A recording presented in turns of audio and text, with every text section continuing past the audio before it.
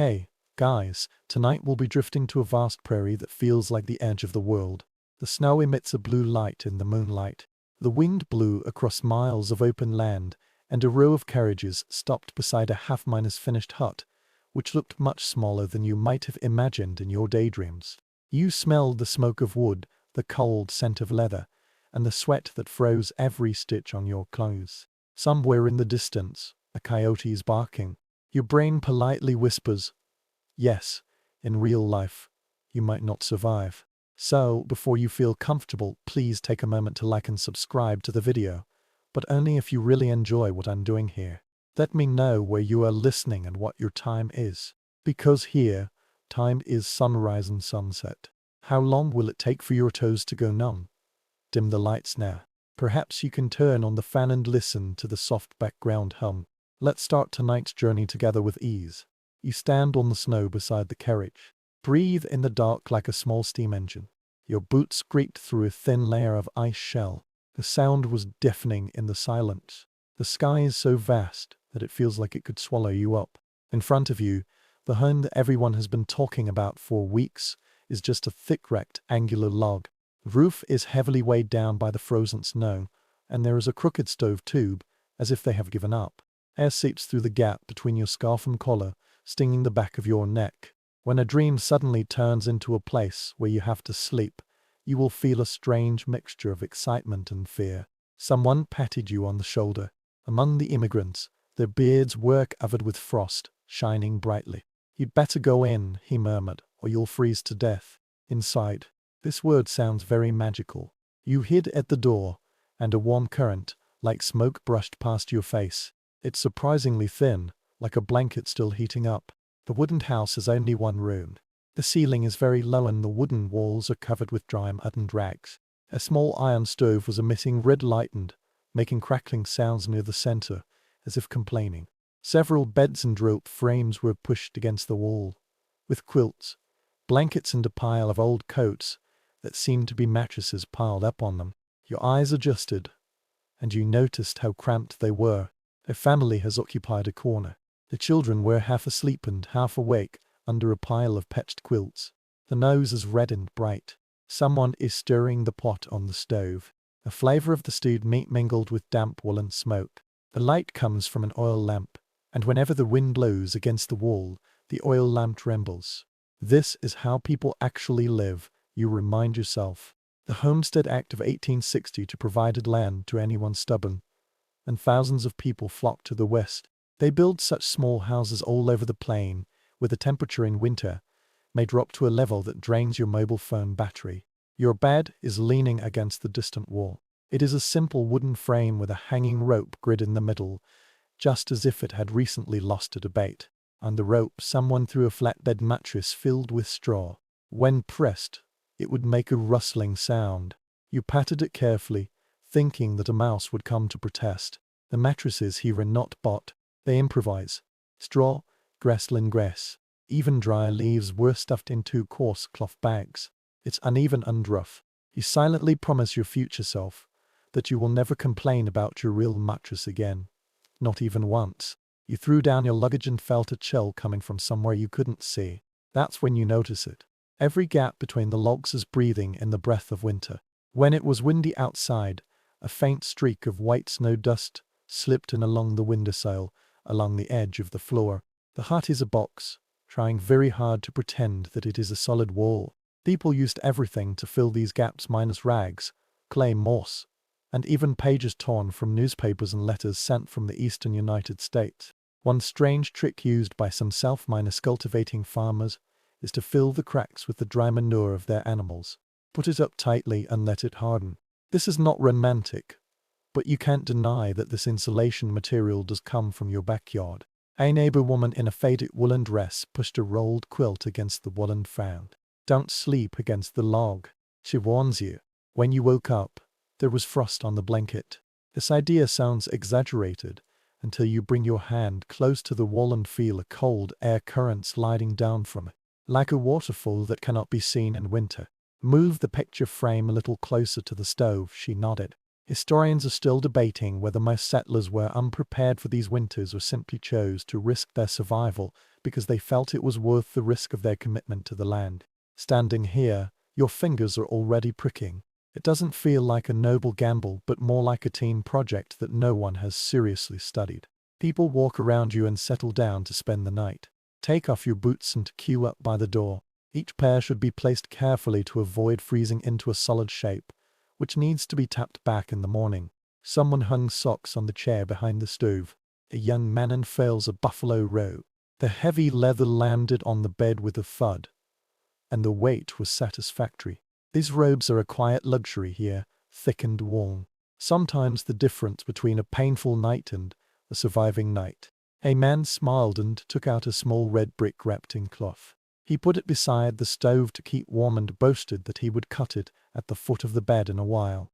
This is not some fancy technique, but when your feet have been frozen all day, a warm brick is like a tiny sun. As long as you dare, you have to take off your clothes. In your world, everyone tells you not to sleep into many clothes. Here, the rules are a bit skewed. You take off your coat, but keep your wool shirt, flannel and long underwear. No one wants to be fashionable. You are fighting for the battle, but the enemy is air. You climb onto the straw, which makes a creaking sound, just like lying on a very picky salad. You twist your body, cover yourself with the quilts one by one, then put on a spare coat, and perhaps add a scarf. When you're done, you can hardly move your arms. You realize that you don't look like a person but more like a pile of clothes that have learned how to breathe. The light was dimmed until the room gradually turned into a soft, flickering shadow. The only true light comes from the furnace door, shining like a gentle volcano. Outside, the wind was getting stronger and stronger, making the blinds rustle and the eaves buzz. You can hear the hissing sound of snow hitting the roof and the howling of wild beasts in the distance. The hut made crackling sounds as the logs shrank in the cold. For a moment, you imagined the entire building trembling along with you. Someone is snoring in the corner. Another person prayed in a low voice. You gaze at the low ceiling, and if you reach out to touch it, you will feel the astonishing comfort of being stuffed under something solid. Gradually, under the weight of the blanket and the continuous sticking of the stove, the bone-minus chilling cold became dull. Your toes are pressed against the warmest part of the straw, and it no longer feels like ice cubes but more like toes. Your thinking is slow. You are not feeling well. It's not the kind of comfort you know, but rather that you are wrapped up, sheltered and surrounded by a group of people who are as tired and anxious as you. The room was filled with the smells of smoke, soup, wool and human fatigue. You listen to your own breathing, the crackling of wood hitting the stove, and the sound of the wind blowing through the walls. Gradually, you fall into a kind of sleep, a sleep that doesn't come from a perfect environment, but from pure deep fatigue. You woke up in the dark with a terrifying feeling. Your nose had fallen off. It took a second to realize that it was still attached, just numb, and engaged in a quiet protest. The blanket on your face was stiff from the cold, and the first breath you took smelled of smoke, frost and remorse. The fire in the stove had burned into a few dim coal lumps, and the air in the hut had cooled down until you could see your breath hanging above your head like a tiny, confused ghost. The comfortable border sleep comes to an end. You moved a little and immediately regretted it. The straw inside the tip penetrates the fabric and scratches your leg. A sharp current of air slipped quietly beneath the edge of the blanket, like a cold finger sliding over your back. Your eyes followed the chill and noticed a long string of frost spreading along the interior of the log, faintly glowing in the dim light. At some point while you are sleeping, the temperature outside drops sharply, and the wall beside your bed turns into a refrigerated panel. If there is a thermostat in this place, it will point to the wrong choice. Someone nearby is coughing. A deep and shrill sound. Another voice murmured that the fire needed to be stored again. You suddenly realize that no one has correctly explained night activities. In the past, the settlers regarded that stove as a fragile pet that needed constant care. The trick is to store the fire before going to bed and pile the ashes around the burning coal, so that they will burn all night. If you do it right, you will wake up feeling warm and with easy embers. If you do something wrong, you will wake up like this, wondering if your eyelashes will really be frozen. Historians are still debating whether most of the stories about people waking up with ice in their blankets are exaggerated or merely disturbingly accurate. You try to roll to the center of the bed, away from the wall, but the rope frame droops at night, and your entire body moves to the middle, forming a human corn roll. The person sitting next to you muttered to themselves as you push them. This is another mistake that will hurt you. There is no personal space. The beds in the log cabin can usually accommodate 3 or 4 people, and sometimes even more. Families huddling together not only save space but also share body temperature. Theoretically, it sounds sweet until someone kicks your calf and another person breathes in your ear. If you complain again about sharing a hotel room with others, you will remember this moment. A gust of wind lashed the cabin fiercely, causing the entire structure to tremble. You feel another cold snake coiled around your neck. This bed is too close to the wall. That neighbor woman warned you, but the idea of moving the picture frame at night is too troublesome. Now you understand why experienced settlers would push the bed to the center of the room, sometimes even making it almost float in the middle, leaving a walkway between the wall and the mattress. The outer log turned into a cold shell, while the living space shrank into a tightened warm foam. Some families even hang quilts or blankets on the wall behind the bed to form a second layer of insulation, just like handcrafted, slightly ugly modern wall panels. You sit up, wrap the blanket around your shoulders and look around. This small house is a microcosm of minor winter disasters. The boots by the door had stiffened into strange shapes. Their leather froze. Someone knocked it on the floor, making a dull, wooden sound. Next time you should keep it in mind. Put your boots near the stove or even under the bed. In some families in border areas, people sleep in socks and then tuck their boots into the covers at dawn. Before leaving home and entering the cold environment, they warm their boots with their own body temperature. This is not glamorous, but smashing frozen shoes like prying into a safe is also disgraceful. When you lift a corner of the quilt to get your coat, your fingers will feel a sharp pain. You forgot to put it in the bedding, so now it's only a little warmer than the outside air. These buttons feel very cold. This was another lesson from the first night. Experienced self-miners cultivating farmers often put tomorrow's clothes under the covers or at least in the warmest part of the room. Some people even go to bed wearing most of the clothes they wore during the day, just loosening their belts and collars. You might wonder in your hometown, how many times have you slumped onto the bed with a thud in your team Ina shirt, feeling summoned out by history? Beside the stove, someone was fumbling for something to start the fire, trying to ignite the remaining coal. The light gradually grew longer, flickering in on doubt, and then vanished again. The smoke lazily swept into the room and was then sucked away by the airflow in the furnace tube. You've messed it up too. The air door was closed too tightly, so the stove couldn't draw in enough air overnight and suffocated the fire. In some small wooden houses and cabins, if the chimneys are not well built or the wind blows wrongly, people will be awakened by thick smoke. There are some ancient stories saying that even in the bitter cold, settlers would keep their doors open when sleeping just to ensure that the smoke had a place to go. A little boy wrapped in a blanket came over, like a walking burrito, pointing at the stove with a drowsy authority. He showed how his family did it. Move the coal rake to one side, place the fresh wood carefully, and open the air door just right, not too wide. Look at him and you'll find that the children, he learned fire management earlier than you learned to use a microwave oven. One odd practice in some families is to put a small basin of water on the stove.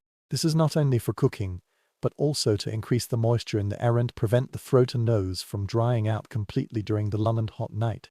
This is a creaking pot for a front-line humidification. The light on that frosted window gradually came on. He noticed the ice streaks on the glass, the delicate ferns and the feathers etched overnight shining brightly. Of course, it's very beautiful, but it's also a clear sign that the internal temperature has dropped to a dangerously low temperature range. Some settlers used oiled paper or oilcloth instead of glass, which could reduce the penetrating wind, but made the room dim. At the coldest times, others nailed blankets completely to the windows, turning the room into a dim cave, just to prevent heat from leaking out. This is a transaction between light and life. They usually choose to live. The first person to step outside opened the door, panting. The cold knife was thicker and sharper than anything inside. You caught a glimpse of the world beyond the threshold. Snow piled up on the wall, and the sky was strangely bright and empty. For a moment, You imagine sleeping outside, without a small house. All you need is a carriage, a campfire, and if you're lucky, you can even set up a canvas tent. People did the same, especially in the early stage of the trip. It makes your flawed log cabin suddenly look very luxurious. Everyone was walking around, stomping their feet and shaking their blankets. File your homework for that night. Move the bed off the wall. Hang some thick things behind it.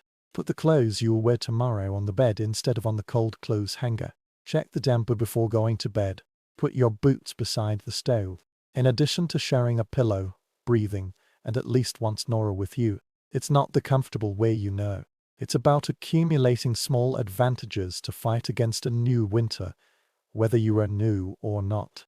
You looked around the cabin with a very special sense of frustration, just like someone who had tried flying on a whim and found that winter simply didn't care about your improvisational performance skills. The room was small and crowded, and it was unusually cold everywhere. It doesn't feel like a home at all, it's more like a messy refrigerator. Today is when you decide to treat this place as a survival puzzle and rearrange everything until it no longer tries to kill you while you sleep. First, you stand in the center of the room and just listen.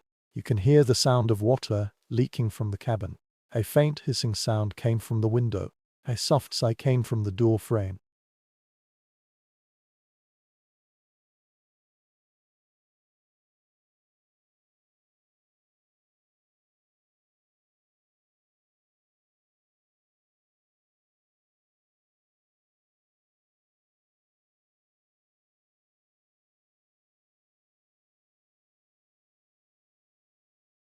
A small snake minus like cold air mass meets the logs. You moved your hand to the wall and felt the familiar cold current sliding down. It's as if the little house is breathing out the scent of winter to you. People on the front line soon realized that where you put your bed was as important as how many blankets you covered it with. You pulled the picture frame away from the wall inch by inch until there was a narrow passage behind it. In an instant, the cold air current didn't feel so direct. Here, you will find that low ceilings are not merely a design option for a cozy little house Pinterest board. Even in a humble wooden cabin, warm air will rise. The closer your body is to the ceiling, the warmer the air around you will be. Many border families have built sleeping lofts above the main room, usually just a platform accessible by ladder. The stove was below, giving off heat upwards, and the attic grasped it like a large wooden glove. You look up at the crossbeam above, imagining that it is covered with a rough floor. The bedroll is tucked under the rafters. The children were sleeping very close to the roof and could all hear the sound of snow sliding down. This is the situation of the original bunk bed, only with more fragments. Since you don't have the attic yet, you should make the next best choice. You start to build a microclimate around your bed. Behind the headboard hangs a quilt. Use any nails and nails you can find to nail the log. Another blanket hung down from the ceiling, resting on one side of the bed frame. All of a sudden, your sleeping space turns into a small tent in the room. This is a common trick, especially in well-ventilated houses. People made bed curtains or patchwork, canopies to absorb the body's heat, turning the worst beds into semi-decent cocoons. This is far from a heating blanket, but its effect is good enough that you can almost imagine it as an advertisement for cutting-edge luxury goods. When you nail the cloth along the crack, you will find yourself using a mixture of various things. The old flour bag was torn open, the tattered shirt and a faded newspaper were carefully kept by someone. In many families, people stick newspapers on the walls not for decoration, but for heat insulation. These printed materials turned into a strange collage with advertisements, political speeches and serial stories, layer upon layer pasted on the logs. Imagine yourself lying in bed reading a book, with everything just level with your eyes. Perhaps while learning the new plow, one should strive not to freeze. It is both practical and a bit like falling asleep in a magazine rack. When you stuff soft materials into the gaps between logs, your hands will become numb. The soil and straw, all to be you, are pressed in the cracks on the outside. But inside, you can use anything to block the wind. One odd method used by some people is to mix the hair from a comb or cut animal hair on the door to help bind the hair. Nothing will be wasted here. It's not even something you usually throw away. Historians are still debating whether the cabins that have survived the photos in museums look better insulated than most cabins actually do, as families usually improve them gradually over several years rather than overnight. Now I feel that your progress is not fast enough. You squatted on the floor and realized that the wooden board itself was cold. The gaps between the wooden boards allow air to rise from the crawling space below. In some houses in border areas, people fill the cracks with moss, rags, and even sawdust. You follow in their footsteps and stuff the fragments into every crack you can find until the floor doesn't look like a sieve, but more like a place where you can walk on it without losing all the heat. You joke to yourself that you were basically playing the role of insulating foam, only requiring more physical labor and fewer safety instructions. The stove became the throne of the room.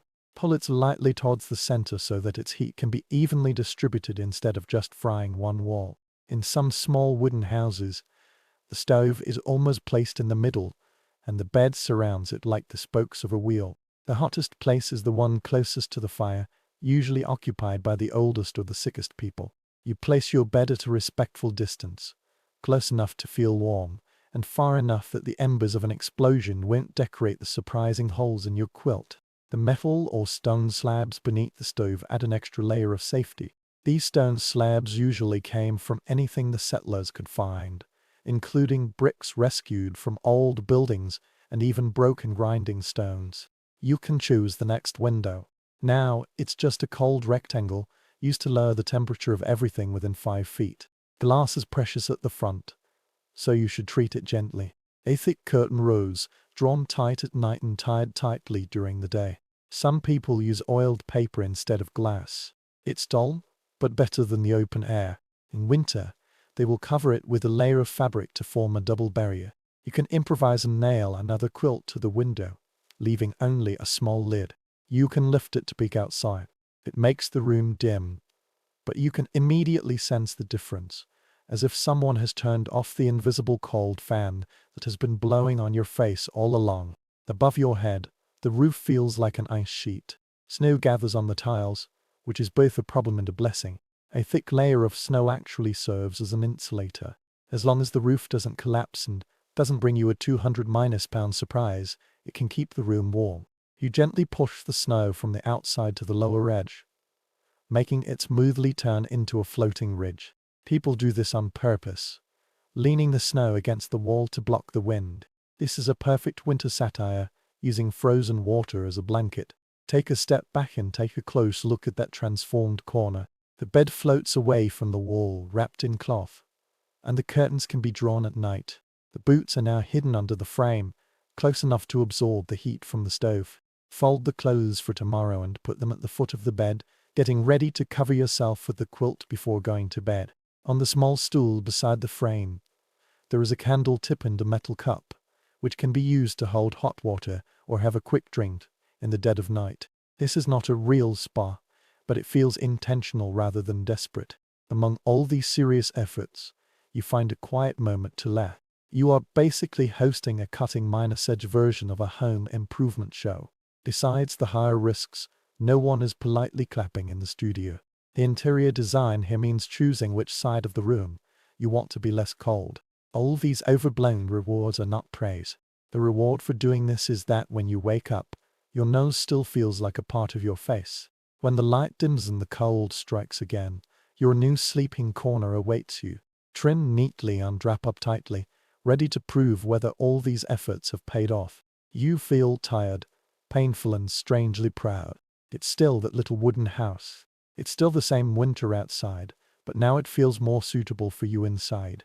You climbed onto the bed, drew the curtains, and listened to the ticking and sighing of the stove. For the first time, you feel that the entire room is finally cooperating with you instead of opposing you.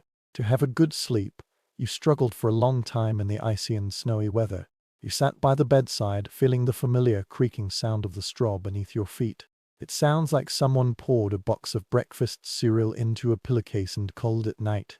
The more you change, the more it will grow until you finally admit what you have been avoiding all along. The real problem is not just the position of the bed. This is where you really sleep. Here, the mattress is not a magical rectangle made of plastic. It's a bag in which you can put the things the land gives you. And now, the land has given you fragments. Take off the quilt and blanket, roll them up and stack them at the bottom of the picture frame. Below are ticks, not insects, although they are also one thing. It is a long cloth bag for filling. Due to years of use, it has been soiled and patched haphazardly in some places, which were clearly once shirts or skirts. The end of the tick is tied with a thick rope. When you untangle it, a dry, dusty air hits your face, filled with the smell of old straw and chaff, as well as the faint ghost of every sweaty summer this little house has experienced. When you cough, you immediately question all your life choices. The filling inside is exactly what you expected. The straw from the last harvest is broken, with sharp edges sticking out of the cloth. Many pioneer families relied on this or the grass on the grassland because it was cheap, easy to replace, and grew almost all around them. Twice a year, sometimes more, they empty the ticks, drag out the old fat material, and then stuff in new straw. This is a seasonal ritual, with cleaning and complaining, each taking up half. You imagine spending the whole day maintaining your mattress and feeling deeply grateful for the boredom of modern times. You throw the old straw aside and consider your options. In the corn-growing area, people usually fill ticks with dry corn husks. The husks, after being peeled, are preserved as food or feed, then thoroughly dried and stuffed into beds. Take a handful from the sack in the corner and test its texture. The rice husks are wrinkled, but they feel softer than broken straw. The trick is to break them up so that they are flexible enough and won't turn into dust. You start working, breaking them into small pieces. Your fingers make a dry rustling sound, filling the entire room. It feels just like making a bed with crispy paper snow. To alleviate this monotony, do you still remember that some families use mixed fillings, such as straw, chaff, dried leaves, hay, and even Spanish moss from the southern regions, all of which can enter ticks? Some people even sprinkle dry herbs like lavender or royal penny in the filling. Their idea is that this smell might mask less pleasant odors and, in some cases, prevent insect. This is a cutting-edge aromatherapy, but it has greater potential for spiders. Historians are still debating whether these herbal additives really make a big difference in terms of comfort or pest control, or whether they are mainly a promising tradition because they make people feel like they are doing something. Once the empty tick is laid flat, turn it over and shake it vigorously. Dust explodes in the air like thick clouds, dancing under the light as you suffocate and blink. Life on the frontier is not gentle to the lungs. In the past, people often dragged ticks outside on cold days, hung them on fences and hit them with sticks to drive away dust and insects. This is practical and might also be a decent outlet for all their pent-up winter frustrations. To ensure everything was in order, you took a few more shots of the cloth on the frame. If someone asks, you are considering things thoroughly rather than being petty. Turn out the right side of the tick and starts stuffing the prepared corn husks in. At first, it seems that you will never be satisfied. Then, halfway through reading, I suddenly felt there was too much. You'll soon know there's an optimal point where the filler is too little. You just sink directly onto the rope below and feel each knot. If there are too many, the mattress will become a bumpy and uncoordinated hill, and every time you turn over, it will throw you down. Move the rice husks, spread them evenly, pet the higher parts, and slowly bulge the thinner ones. It began to look like a real bed. Although it's very noisy, there is a bed. Tie one end of the rope tightly and smooth the surface of the rope with your hand. It gives people a sense of firmness and tolerance, just like the feeling a proper scale should have when used on it. The rice husks made a rustling sound in protest, but the pricking sensation vanished. This is not a down bed, the kind of luxurious bed that rich people can afford with goose down. Feather ticks are precious assets and are sometimes passed down from generation to generation. Carefully pulling and pouring, you imagine spending a long day in the snow and sinking into a cloud, almost letting out a loud sigh. Now, your upgraded shell mattress will have to pretend to be so soft. Of course, where there is a warm mattress, there are unwelcome roommates. Bedbugs, fleas and other insects thrive in the fabric and crevices of the border bed. On sunny and cold days, people fight back with sunlight, smoke and boiling water. The bedding was dragged outdoors, covered over fences or bushes, and frozen and baked in the winter sun. There are some old stories that people poured boiling water along the crevices of ticks to kill pests, and even put straw in a low oven to bake out anything that was still moving. Try not to think about the mattresses from a residence and make sure to give it fresh air regularly. The picture frame itself also needs love. The rope is supported and woven on it, forming a net similar to a spring. Over time, the rope will stretch and droop, turning the center of the bed into a hammock and trapping you.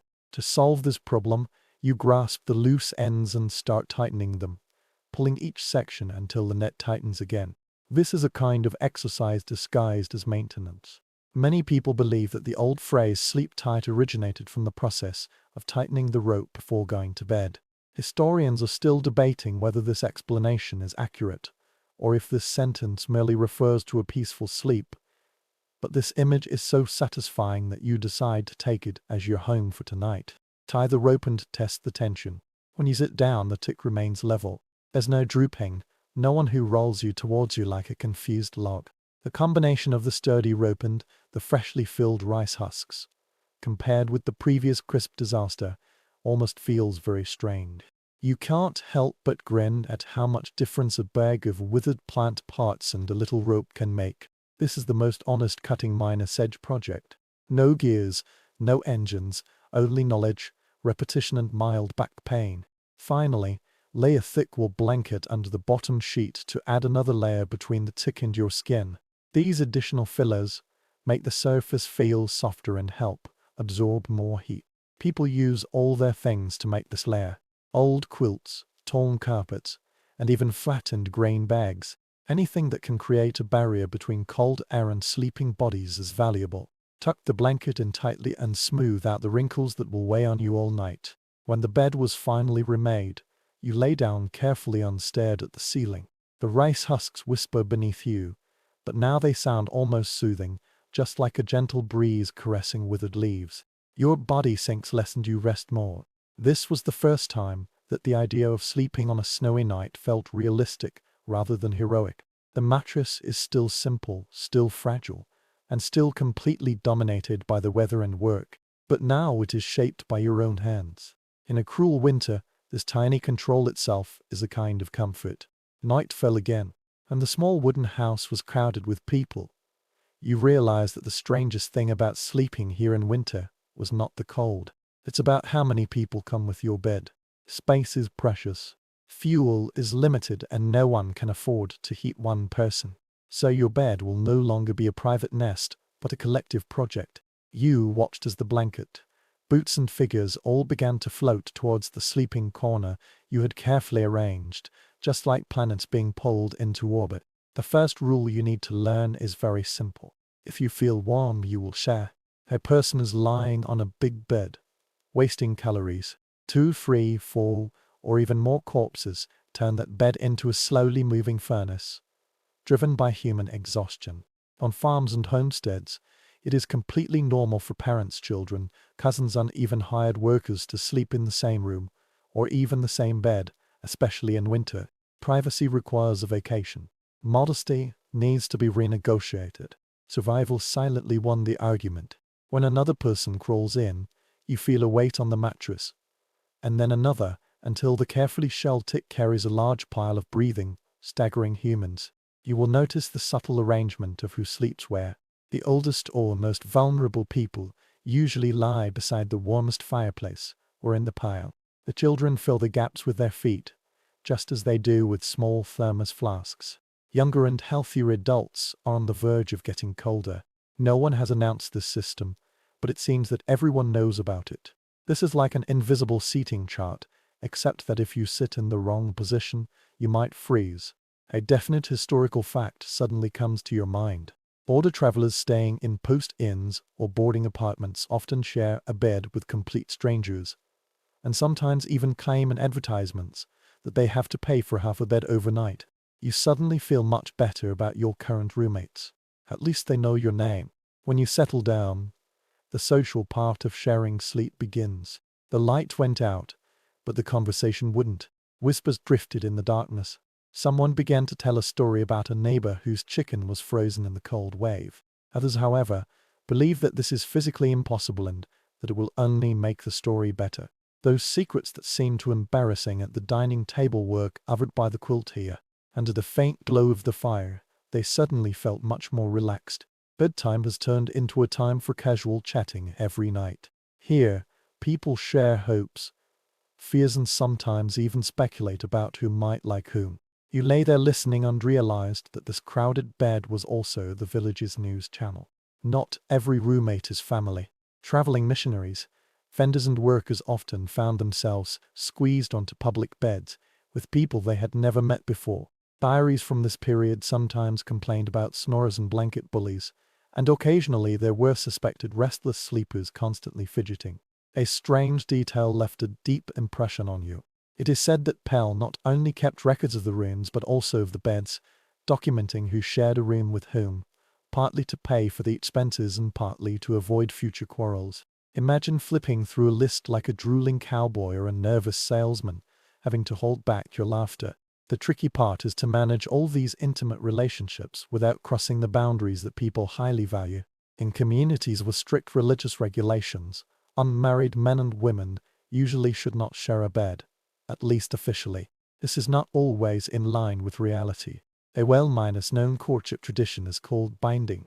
Sometimes a young man and woman lie on the same bed, dressed, with a heavy wooden board or rolling barrier in the middle. It is said that this is to maintain dignity while they talk for several hours. Historians are still debating whether, in most cases, bundling sales is a genuine pursuit or a way for communities to pretend to believe. Lying here side by side with your not-so-minus romantic neighbor, you're a little glad that no one took out the wooden partition. Body temperature has become a currency that everyone uses carefully. People leaned against each other, shared blankets, and even covered their feet together under the quilt to prevent their toes from going numb. You will find that turning around at the wrong moment will take away the warmth from others and trigger a wave of drowsy complaints. You learn to move like a glacier, very slowly, with advance warnings, so the blanket has time to adjust. In a large family, children are sometimes lined up in a row, just like logs in a fire, so that everyone has the chance to sit in the warm middle. The choreography seemed chaotic at first glance, but for some reason it worked. In quiet moments, you will realize how important these shared relationships in bed are. Children don't just hear adults' conversations by accident. They absorbed this information while half asleep and half awake, capturing fragments of economic hardship, crop failures, spring plans, and ancient stories from the eastern United States. The brothers and sisters were whispering about school in the dark. Household chores and dreams are too fragile to be expressed in the sunlight. The couples whispered to each other, their words mingled with the gentle rustling of the quilt. A bed is not merely for rest. This is a night school where everyone studies the emotional weather of the family.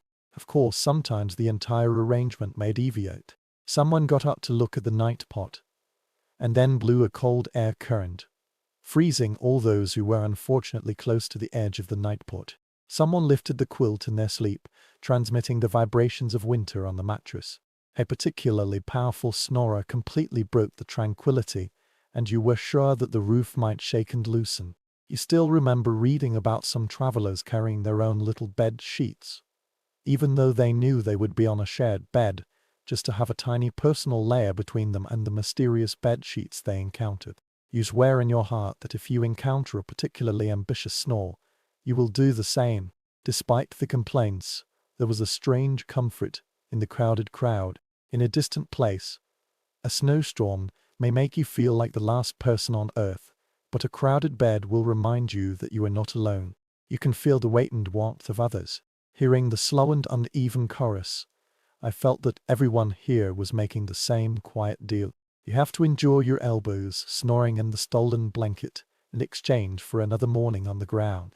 With each gust of cold wind brushing against the walls of the cabin, trade seemed more equitable. Finally, the whispers gradually faded away, and the entire room fell into a thick silence.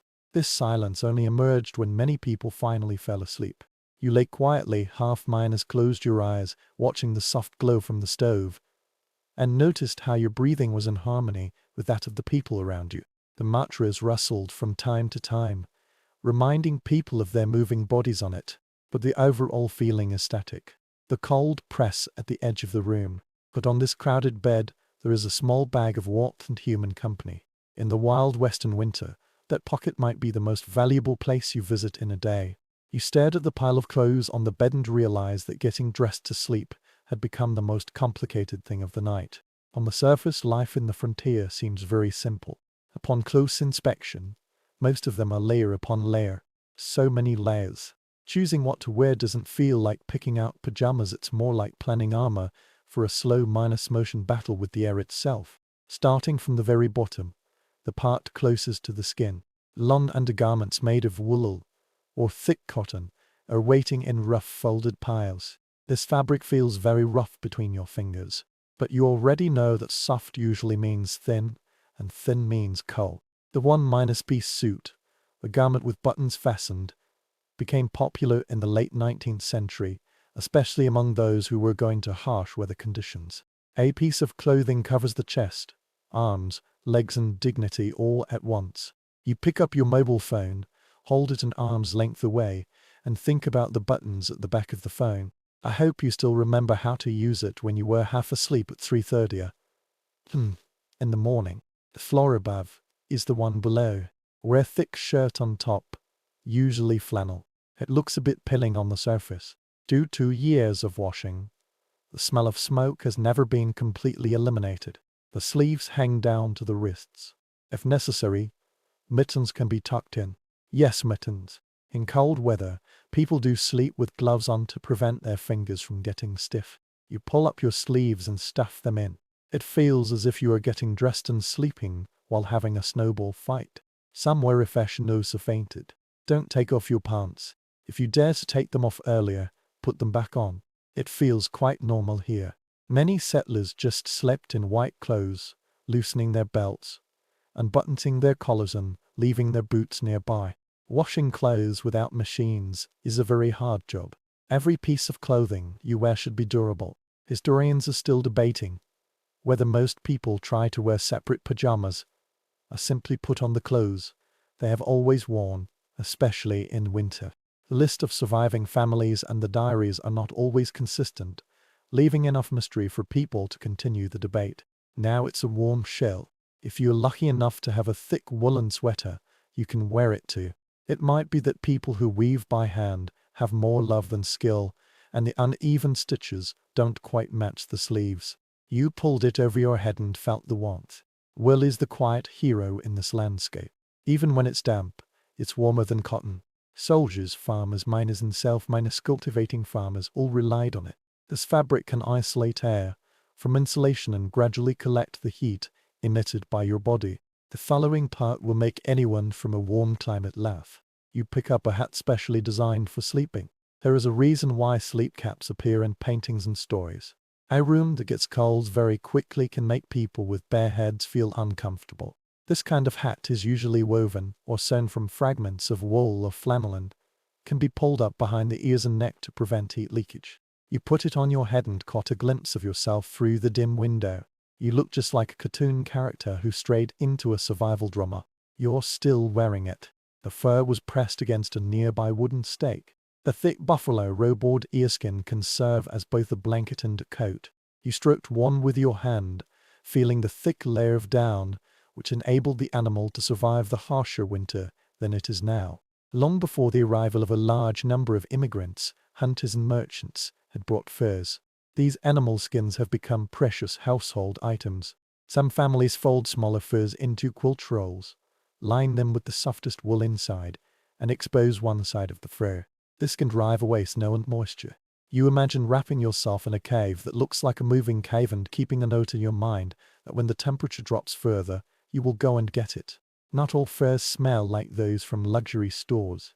In some areas, there is a strange habit of using any fur you can get, even that of animals with a strong smell. The story that has been passed down is that people reluctantly sleep under the skin of carefully treated skunks, claiming that if you can ignore the occasional smell, they will be very warm. You sniffed your fur with deep suspicion. When it mainly smelled of smoke and animal fat, rather than something that made you cry, you heaved a sigh of relief. Your socks deserve respect. Thick wool socks come in pairs, and sometimes even in pairs. Sometimes people would first wrap their feet in strips of cloth and then stuff them into socks, as temporary padding. Pull your socks tight to make sure there are no wrinkles on them, as these wrinkles can become pressure points at night. Frontline advice often emphasizes keeping feet dry and warm, rather than any other part of the body, especially when frostbite lurkers outside the door. You might spend the entire winter on all 10 toes, which seems like a modest but important life goal. On your new layer, you can add a belt or a waistband. This small detail helps prevent the fabric from wrinkling when you sleep, thus keeping you warmer. Some people wrap long scarves around their waists, or even legs, twisting them up like bandages to add extra padding. This sounds absurd until you remember that there is no central heating here, no electric blankets, and no wool jumpsuits waiting for you in the drawers. Creativity becomes a survival strategy, and you suddenly become very interested in other things around you. When you adjust everything, you will consider how your clothing is associated with your identity. Here, the boundary between what is worn during the day and what is worn at night is blurred. A cowboy who sleeps under the starry sky often wears the coat he wore when riding a horse and uses the saddle as a pillow. The wife on the farm might climb into bed wearing the long dress and apron she wore when cooking dinner, only stripping off the outer clothes. Sometimes the miners would fall to the ground in dusty shirts, their bodies giving off the smell of earth. Every night, comfort becomes a necessity. You glanced at your own reflection, and what you saw was no longer a fashion statement, but more of a walking and weatherproof project. Concern also entered the scene. Woolen clothes should be washed as little as possible to avoid shrinkage and wear. On the contrary, when the weather permits, people ventilate near open windows, brush off dust and repair holes under the light. The same sweater may be worn for several years, passed down from parents to children as the family grows. A pair of particularly well-made mittens can almost become a legend in a family. When the temperature drops sharply, everyone will compete for them. You grabbed a loose thread on your sleeve, stopped and pushed it back in. Here, every needle counts. When you finally climb under the blanket, all these layers move along with you. At the very beginning, the heavy object feels very heavy, just like you are being gently pressed down by a determined sheep. A few minutes later, your body begins to build its own comfort pockets. The wool has become warm. This hat can keep warm. Socks will lock the heat around your ankles. The breath you exhaled was like a small cloud and soon dissipated. Somewhere in this pile of stuff, you can feel the soft fur brushing against your feet. Let me remind you that your survival is partly attributed to the animals that once walked on this land. You lie quietly and test the range of motion your equipment allows. Turning to a slow but possible cut by the bedside requires planning. Thinking of leaving in such a dramatic way at midnight, you chuckled to yourself. When the warmth finally blew over the cold, this thought flashed through my mind. It's not as comfortable as you would see in a heated apartment, but when you know every layer of your body, each piece of fabric and fur is like a small shield, resisting the compression of the cold night against the wall. The fire in the stove sulked like a tired animal. Its red eyes stared through the small iron gate. You kneel in front of it, rubbing your hands together, feeling the fine steam tightly hugging the floor, as if it never climbs fast enough. Everything tonight depends on this small box of metal and coal. If it performs well, the room will linger above misery. If it doesn't listen, you'll either freeze or cough up your lungs. Comfort is not something on the menu. You opened the furnace door and felt the heat wave coming towards you. After the chill in the room dissipated, the pain was so intense that it was almost unbearable. The coal gave off an orange glow, but it was contracting and collapsing into dull ashes. You pick up a split piece of wood and place it carefully on it. Don't eat too much at one time. If there is too much fuel, the stove will roar and your fuel will be exhausted within a few hours. If there is too little, it will turn into useless smoke. Here, you will learn that fires are moody, just like a toddler randomly deciding whether to cooperate or not. Finding enough fuel in winter is in itself a legend.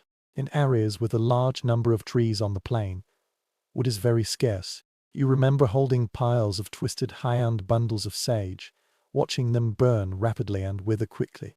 After peeling the corn kernels, every household burns the corn cobs and throws them into the staged little logs. On some homesteads, the main fuel was not wood at all, but dry animal manure, water buffalo slices and beef pot rows collected from pastures and prairies, neatly piled up and then burned. Now throw one of them into the coal and watch it burn with a steady, surprisingly respectful flame. It's not charming, but your toes don't care. The smell of burning feces mingled with the smoke from firewood and the remaining stewed meat in the pot. This is not a genuine scented candle, but it has a comforting touch of solid earth. At least it smells like something alive here. A wisp of smoke escaped from the edge of the stove door, meandering into the room and swirling near the ceiling. Cough a little and check the damper. That sneaky piece of metal determines whether the smoke will drift along the pipes or float around in the cabin like paying rent. The damper is located in the black furnace tube. It is a simple flap that can be opened and closed by twisting the handle. If you open it too wide, most of your heat will rise to the clouds instead of yourself. If it is closed too tightly, the fire will lack air and the smoke will suffocate the cabin. You adjusted yourself and listened to the fire change from a faint whisper to a gentle and confident crackling sound.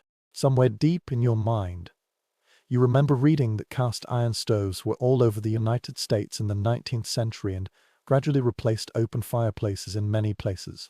They use less fuel, provide better heat and are easier to control.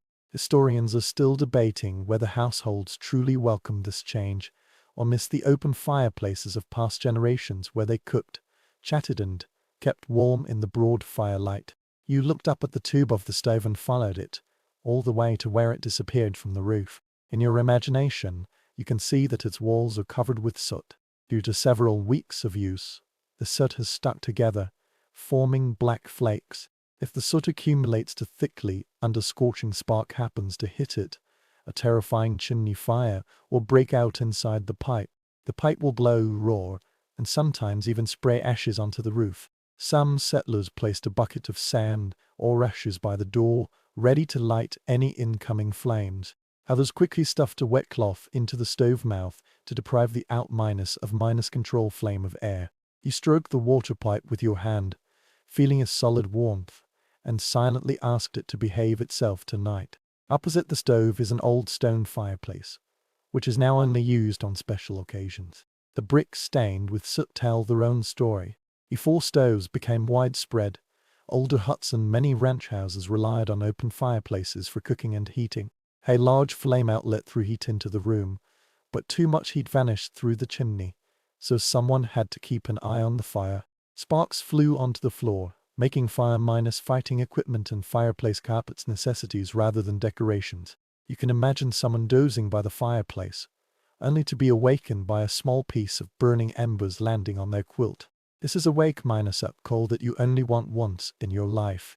To make the most of fire, people have learned various skills. You see a row of flat stones near the stove, which have darkened due to use.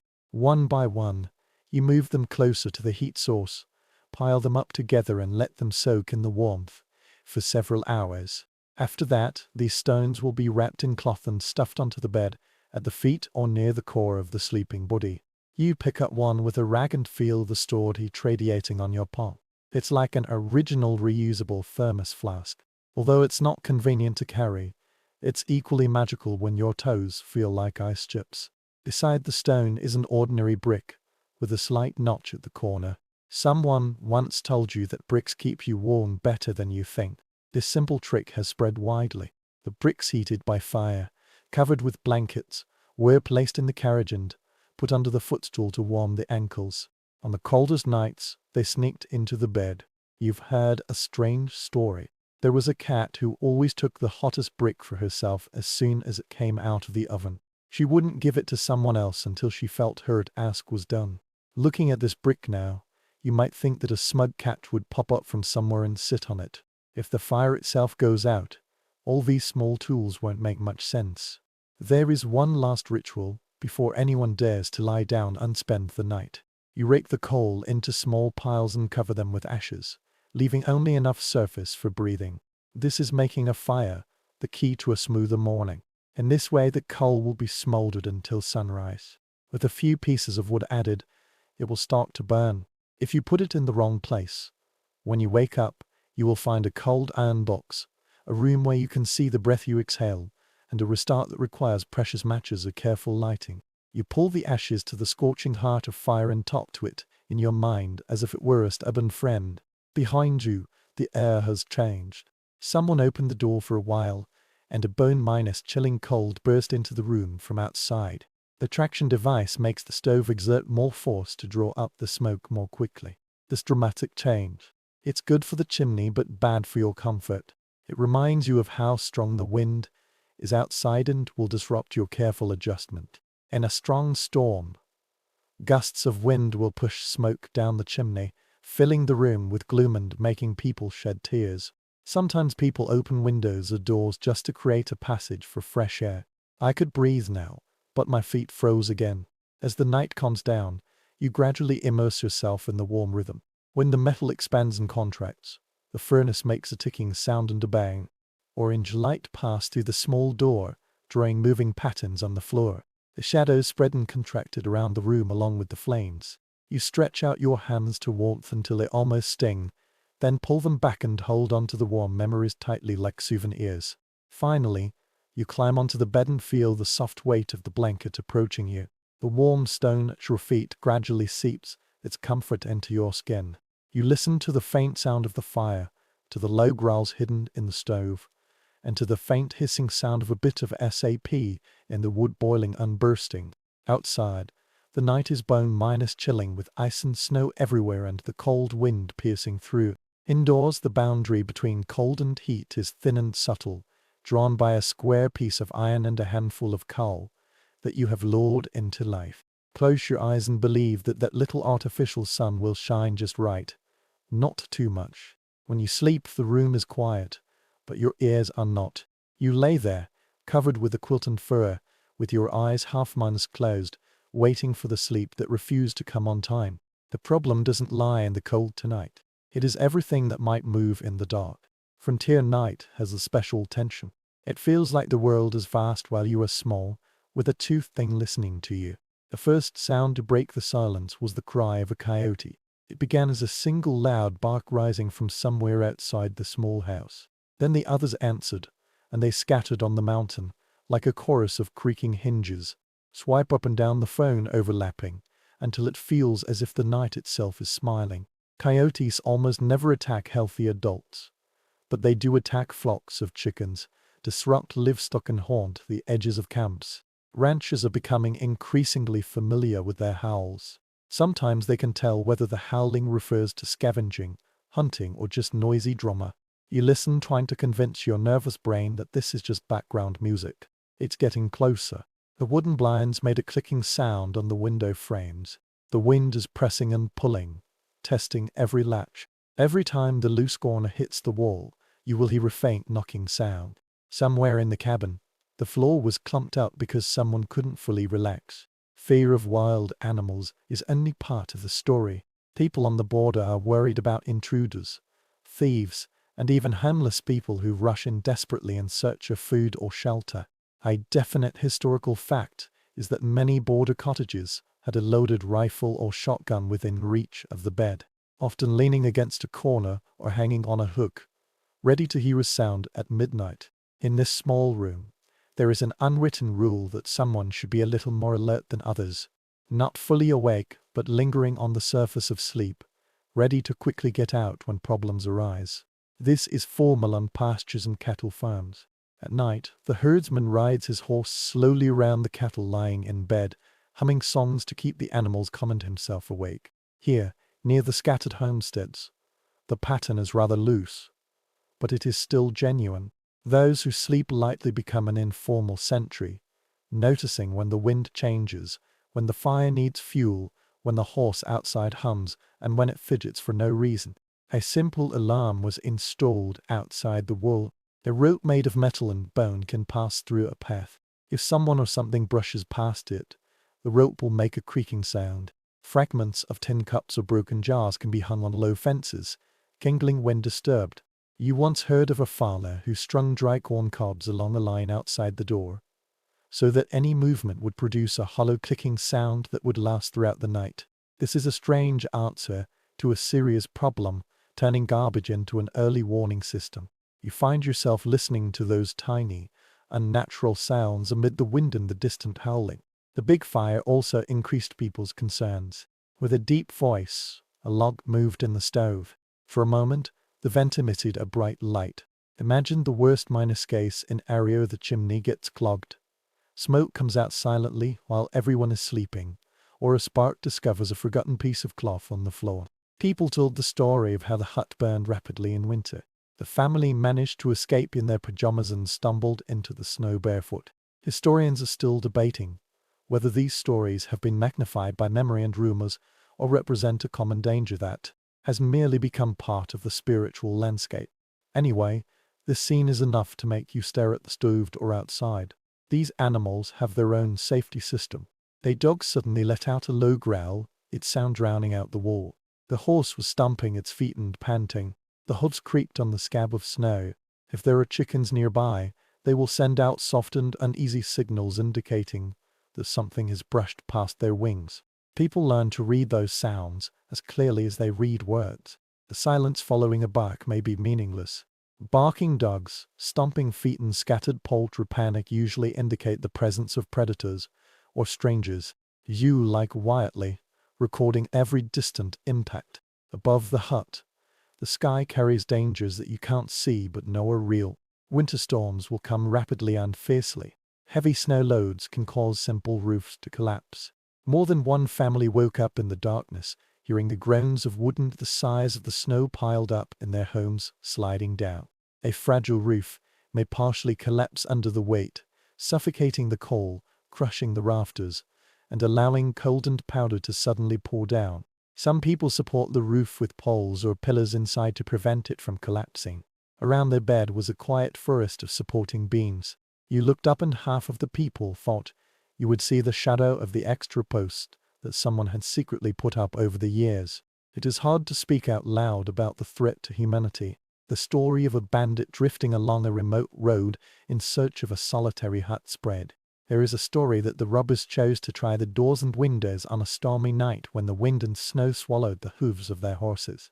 In some areas, frightened settlers repeatedly recount the attacks they blamed on neighboring communities or indigenous groups, often without clear evidence. Historians are still debating whether the actual number of violent attacks matched the settlers' fearful imagination, or whether some of the surviving records of the attacks were out of shame, confusion, or simply loss. You're not here to settle the argument. You just want to sleep here, but your mind is like a cold hand. A small consolation comes from the way people organize themselves when their worries intensify. Families sometimes arrange beds so that those who are most accessible are the ones who can respond most quickly. A strong adult was standing by the door, holding a weapon in his hand, with a lantern within reach. Some people even sleep with their boots standing upright and partially tying the lacs so that they can put them on effortlessly. Before dozing off in a daze, you can almost see the list in your mind. Where is the rifle? Where is the youngest child? Where is the fastest way out? If you need to shout, where is the nearest neighbor? Your body responds to all this with its ancient instincts. You won't fall into a deep sleep, but hover on the water surface, your ears keeping an eye on any changes in the rhythm of the night. You float, then stir when the wind is the strongest, and then float again. This semi-minor sleep is not entirely rest, but it allows people to spend some time when it feels too risky to fully relax. From time to time, someone in the room would quietly get up, light a fire, check the latch on the door, or peek through the gap in the curtain at the sky. Ultimately, your breathing enters a pattern that matches the small and steady sounds in the room. The dog outside stopped barking and curled up back into its insulated nest. The coyote gradually disappeared into the distance. Their cries were weaker, more like play than hunger. The stove began to tick slowly and evenly again. The sound made when metal cools. The wood of the log cabin occasionally breaks, but nothing strikes the door or wall forcefully. You know that even in this risky place, most nights probably end like this. It is not dramatic, but rather a long and cautious fall into an uneasy, barely surviving sleep, guarded by various habits, temporary alarms, tired yet alert eyes, and a tenacious hope for the approaching morning. You woke up in the darkness, trembling all over. It's not the icy air that's freshened bone minus chilling, but the deep, damp chill that emanates from your bones. Your head feels blocked by wet wool. Your throat feels hot when you swallow. When you inhale, the air blows against your chest as if you were swallowing a broom. Everyone around you is sleeping, But this room sounds like a small hospital pretending to be a bedroom. Coughing, runny nose, and soft moaning. In winter, everyone has their own way of sleeping. You lie still and listen. A person's cough seemed to have lasted for 6 years. Another person let out a quack and finally let out a sound. There were people snoring nearby. Their stuffy noses indicated that their noses had been in poor condition for several hours. In such a crowded place, diseases won't disturb the private space. A definite historical fact is that colds, flu and other respiratory infections are rampant in border families during winter, moving from one bed to another like uninvited guests. Small rooms, shared blankets and poor ventilation make it easy for bacteria to breed. He reached out a hand from under the covers and touched your nose. It was cold and tender, and had a strange stinging sensation. Your toes feel even worse, half numb and half burning, like a small pile of coal, having forgotten what to do. When you rub them, your skin will sting and then become very itchy. This is the cutting-edge term for frost. Frost, cold waves and complete frostbite plague those who stay in the wind and snow for a long time. Fingers, toes, ears and noses have become common victims. Do you still remember hearing people say that sometimes people lose a part of themselves without even realizing it at that time? This kind of thought is of no help in the dark, but it will arise anyway. A figure walked beside the stove and little Em. A dim yellow circle revealed a face, you know. It was filled with the expression of someone who had endured too many winters. This person is a family expert. It's not a doctor with a high diploma, but when someone starts to tremble or feels hot all over, everyone will call his doctor. Here, home therapy ranks first, second, and sometimes last. Real doctors may be miles away, separated by rafting, rivers or simply a lack of money. You look at the kettle on the stove filled with water.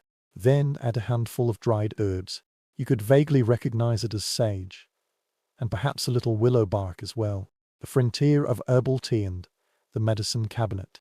Mint can relieve stomach discomfort. Chamomile is used for sleep, willow for fever and pain, and licorice for cough. Steam rose, carrying a strong earthy smell, passing through your stuffed head.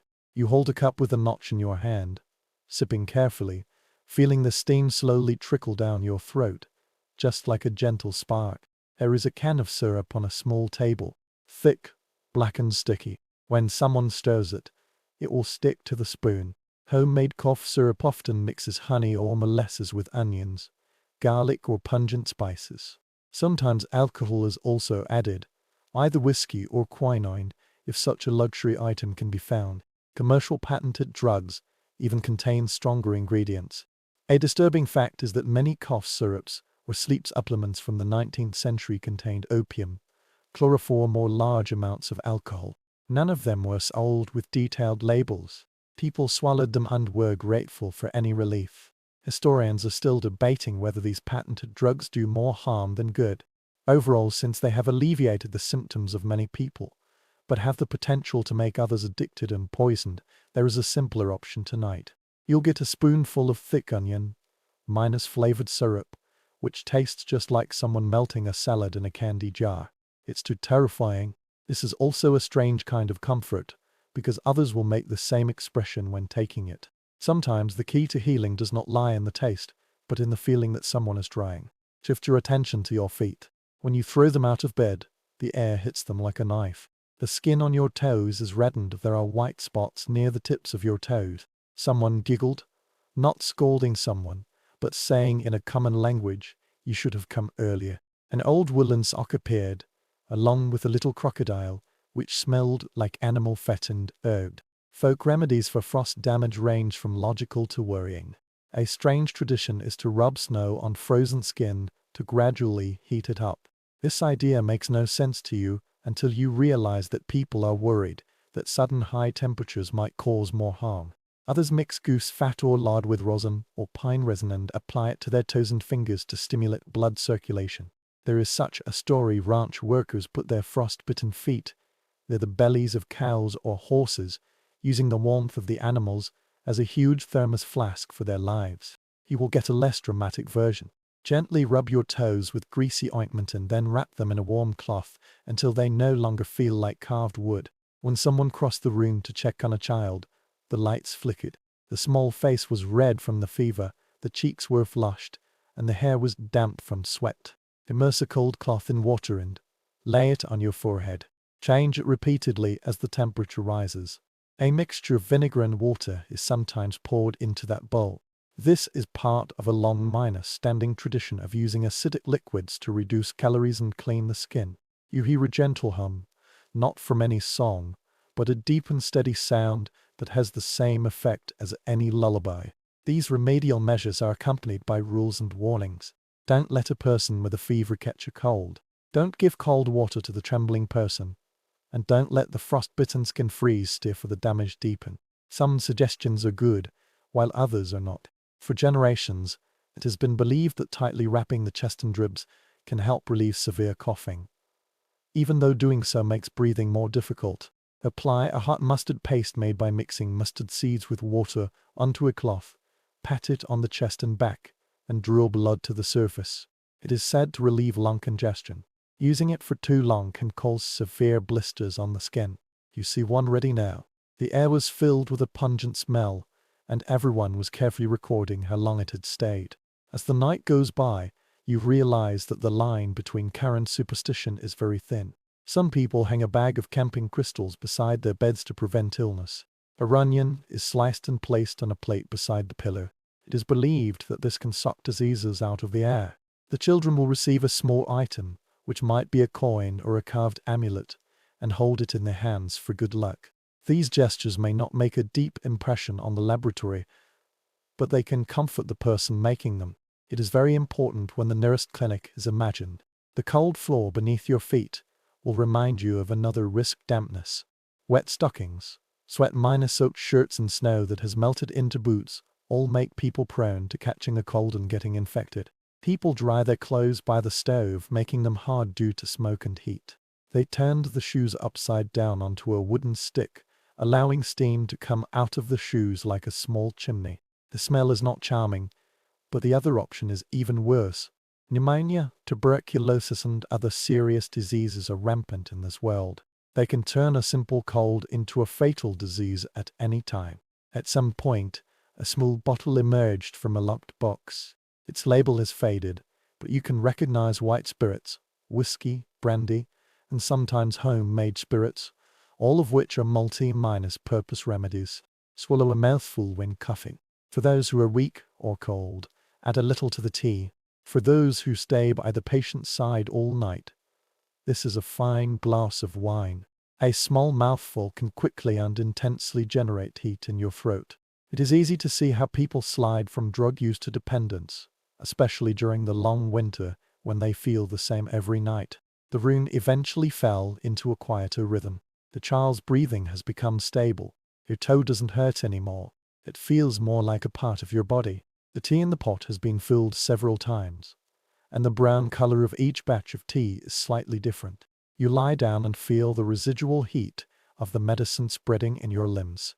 The cabin was still filled with the smell of smoke, ointment, onions, and damp wood.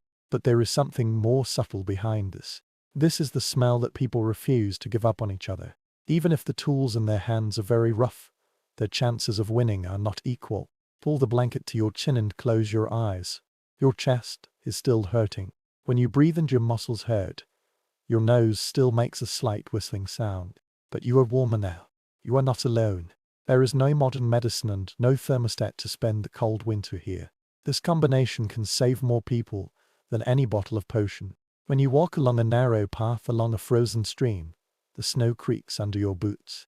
Breathing in the air is like thin smoke. You pull your coat tighter, ready to face the next cold wind. When it comes, not everyone regards winter as their enemy.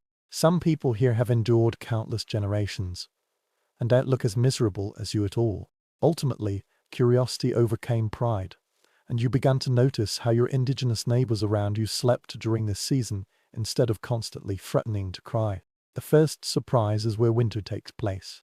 You will notice that camps and villages are hidden in low valleys, along rivers, under the shelter of hills, or at the foot of tree-covered cliffs. This is not random. People choose places where the wind naturally breaks, where trees can block the fiercest winds and slopes can catch the winter sun. On the Great Plains, many Lakota families move to wintering sites along streams and rivers, gathering their tents in sheltered bends. This is an undeniable historical fact. Winter camps change with the seasons. Choose the best combination of water, fuel and protection. You suddenly felt that you had decided to build on an open highland to enjoy the view, which led to your judgment. Then there is the house itself. The first time you step into the tent, you feel your shoulders drooping. The air was cold but calm, unlike the restless currents that haunt your cabin. The leather wall is in an elegant conical shape with smoke holes on top.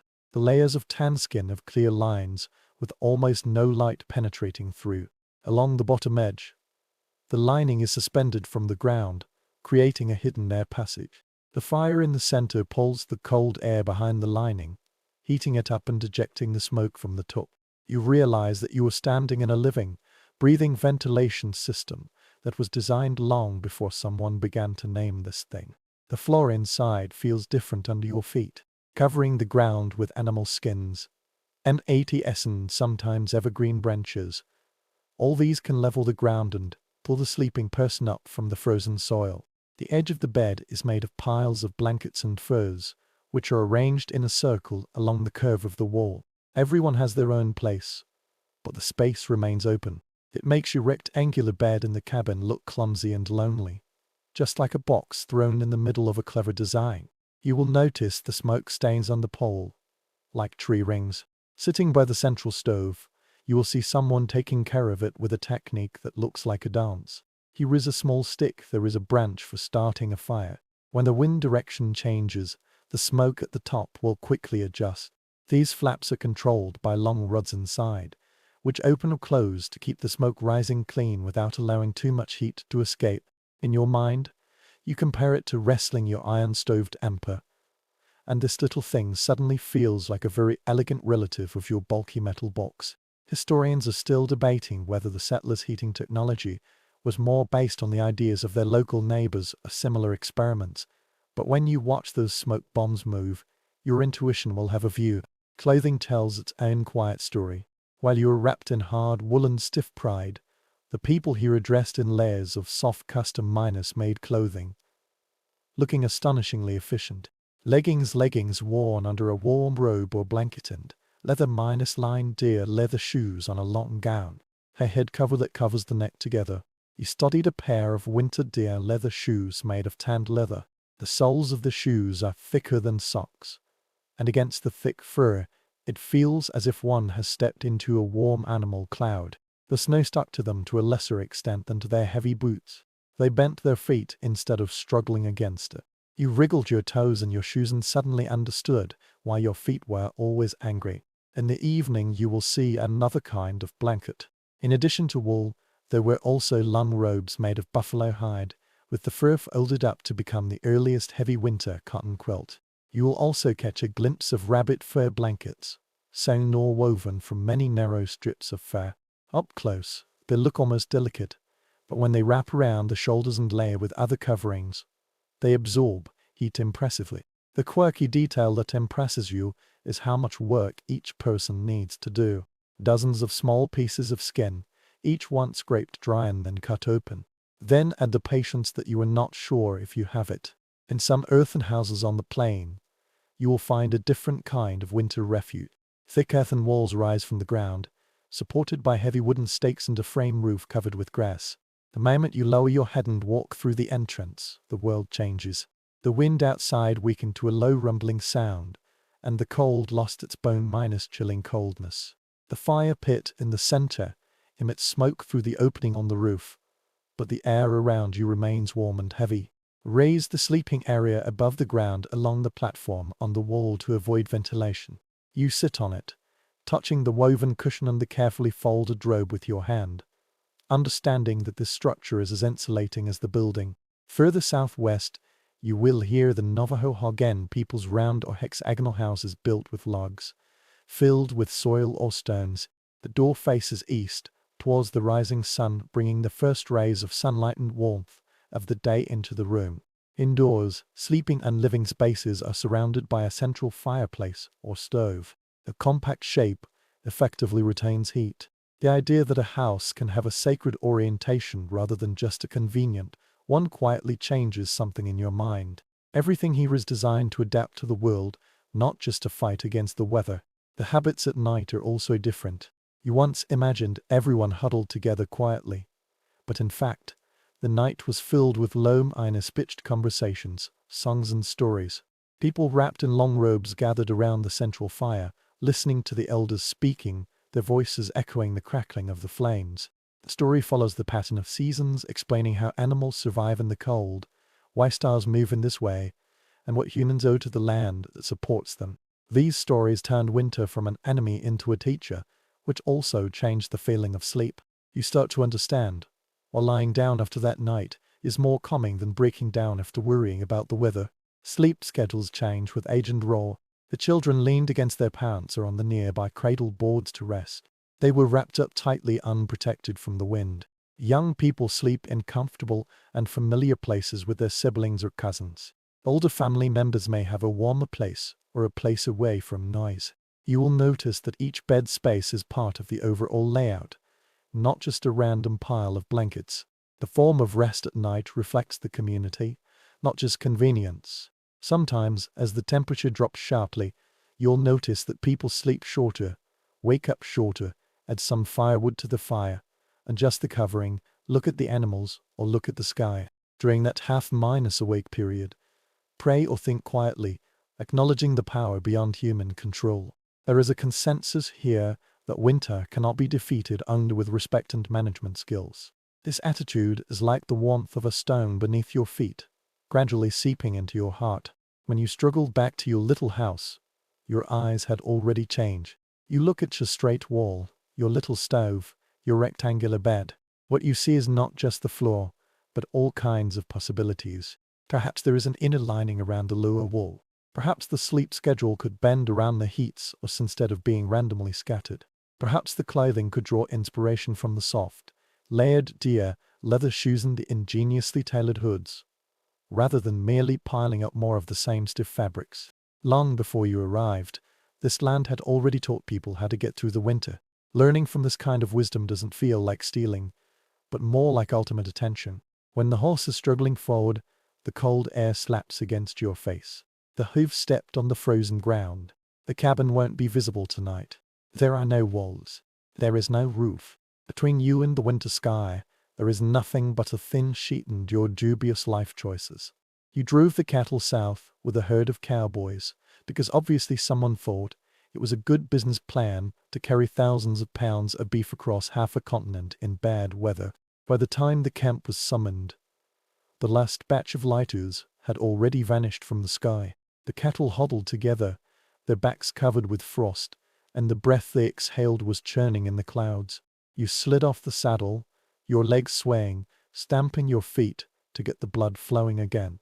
The first thing is neither eating nor sleeping. It is fire. Several riders collect dry water, buffalo slices and any scattered wood they can find, build a small flame, and cast an uneasy circle of light. Here that small flare is a combination of the kitchen, the heating and the living room. You spread out your bed like a magician with cheap props. This is your own bedroom gear. The outside is a canvas tarpaulin, a wool blanket, and there might be a fur robe inside. Sometimes a raincoat is even covered on top to prevent snow. This package, often referred to as a bedroll or sugar, is hung. You spread it on a piece of land that doesn't look so terrifying. The stones were kicked aside and the weeds were flattened.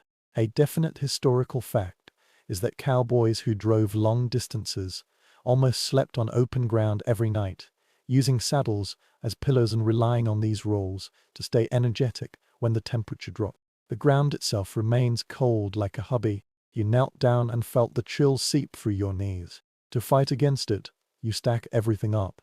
Some riders will carry extra canvas as floor mats. Others collect high and put it under the bed sheet as a thin insulating pad. You pieced together a small pile of grass. When you built something like a bird's nest, you just found it a bit ridiculous.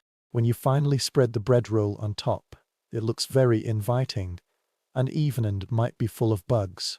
As long as you have a reason, you will always sit by the fire. The coffee was boiling in the blackened pot, so intense that it seemed as if it could stand on its own feet. You held the tin cup in your hands, your fingers burning, but you didn't complain. The bitterness of this liquid is enough to make your eyelids twitch, but it will transfer warmth out of your stomach. It is well known that cowboys drink coffee at almost every meal to keep their night guards awake and absorb bones after cold horseback riding. You took another sip and felt that taste was more important than heat. When the deer herd settles down, you can hear the sound of hooves and the occasional snorting. Somewhere in the darkness, a bull coughs. The animals are very tired, but they are also easily frightened. Sudden noises, lightning or predators can all trigger stampedes, causing hundreds of panicked corpses to crash on the grassland. To keep them calm, the riders slowly circled around them, singing or humming in a low voice. The first time you hear it, it sounds like a lullaby drifting on the cold grass, an old path song, a fragment of a hymn, or even a meaningless tune. It is a strange fact that many cowboys believe singing can prevent their cattle from breaking free at night. Hey-oh, sleep takes turns. Not everyone can climb into bed at the same time. Night guards work in groups. Each person spends several hours lazily circling around the deer herd, while the others try to rest. There are some traditions about which watch is the worst.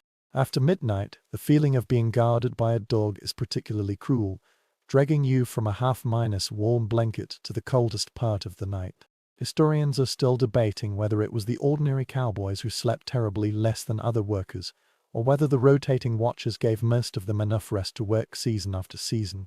Listening to your own yawning sound, you suspect that the answer is not appealing. When it was finally your turn to lie down, you dragged your feet to your bed, still wearing your boots. Take them off and you might find them frozen in the morning. You slip into the canvas, wrap the wool around your shoulders, and then wrap the outer lid around it like a tortilla shell. The air inside is very cold at first, which will cause your teeth to hurt. You curled up in the saddle, using it as a pillow, even though it smelled like a horse and old sweat. The comfort standard here is dropping rapidly. The sky above is exceptionally clear. The stars burn with the icy brightness that only appears on cold winter nights. You can see every zodiac sign, but what you mainly focus on is your breath, watching it expand and disappear. The fire behind you crackled gently, occasionally sparking in the darkness. Figures wearing wide-brimmed hats were walking around, cooking, joking, and huddled together. Strictly speaking, you lie in the field, but it feels like the roof of the world. Coldness can find every one of your weaknesses. There is a notch on the neck, a wrinkle on the back, and a thin patch where the blanket doesn't reach the ankles. You wrap the scarf tightly around your face, until only your eyes and nose are exposed. Some experts solve this problem by covering their heads with raincoats or coats when sleeping, creating a small hot air hole. This method is effective, but it also means that when you wake up, you find a layer of damp frost, with moisture frozen inside the fabric. A rancher once joked that the first thing to do in a day was to blow his breath off his hat. You are beginning to understand what he means. Moisture is one of your greatest enemies. Your socks might get a little damp as they pass through a stream, or sweat from a night gets into your boots. If they keep doing this, your toes will complain loudly. Sometimes the cowboys would hang their socks and gloves on the branches by the campfire to dry, constantly moving them to avoid getting scorched. You draw your feet closer to your body and promise that you will be more careful tomorrow, fully aware that you are lying. The story of extreme winter trail driving revolves around the campfire like a ghost tale. People say that the snowstorm is so thick that you can't see the horse in front. The cattle were frozen in place, and the riders got lost on duty and woke up under a layer of snow. Historical records describe the cattle caught in the blue northern region. A sudden cold wind howled across the plain, and the temperature dropped sharply in an instant. Some cattle herding activities were postponed for several days because the riders hid in the canyon or behind the windbreaks they could find. Listen, every new detail makes you feel that your bed is rolling braver, and also more pitiful. You are wondering who these riders are. Popular pictures show almost identical white cowboys, but the reality is more layered. African and American cattle drivers, Mexican pastors, and indigenous riders all work on these trails, bringing their knowledge of horses, weather, and land to their work. Wages are usually very low. Most of the dangerous jobs and charms were created later in cheap novels and movies.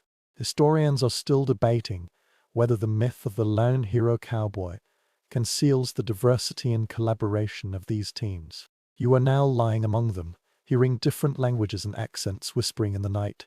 It doesn't feel like a legend, but more like a hard-pressed living community.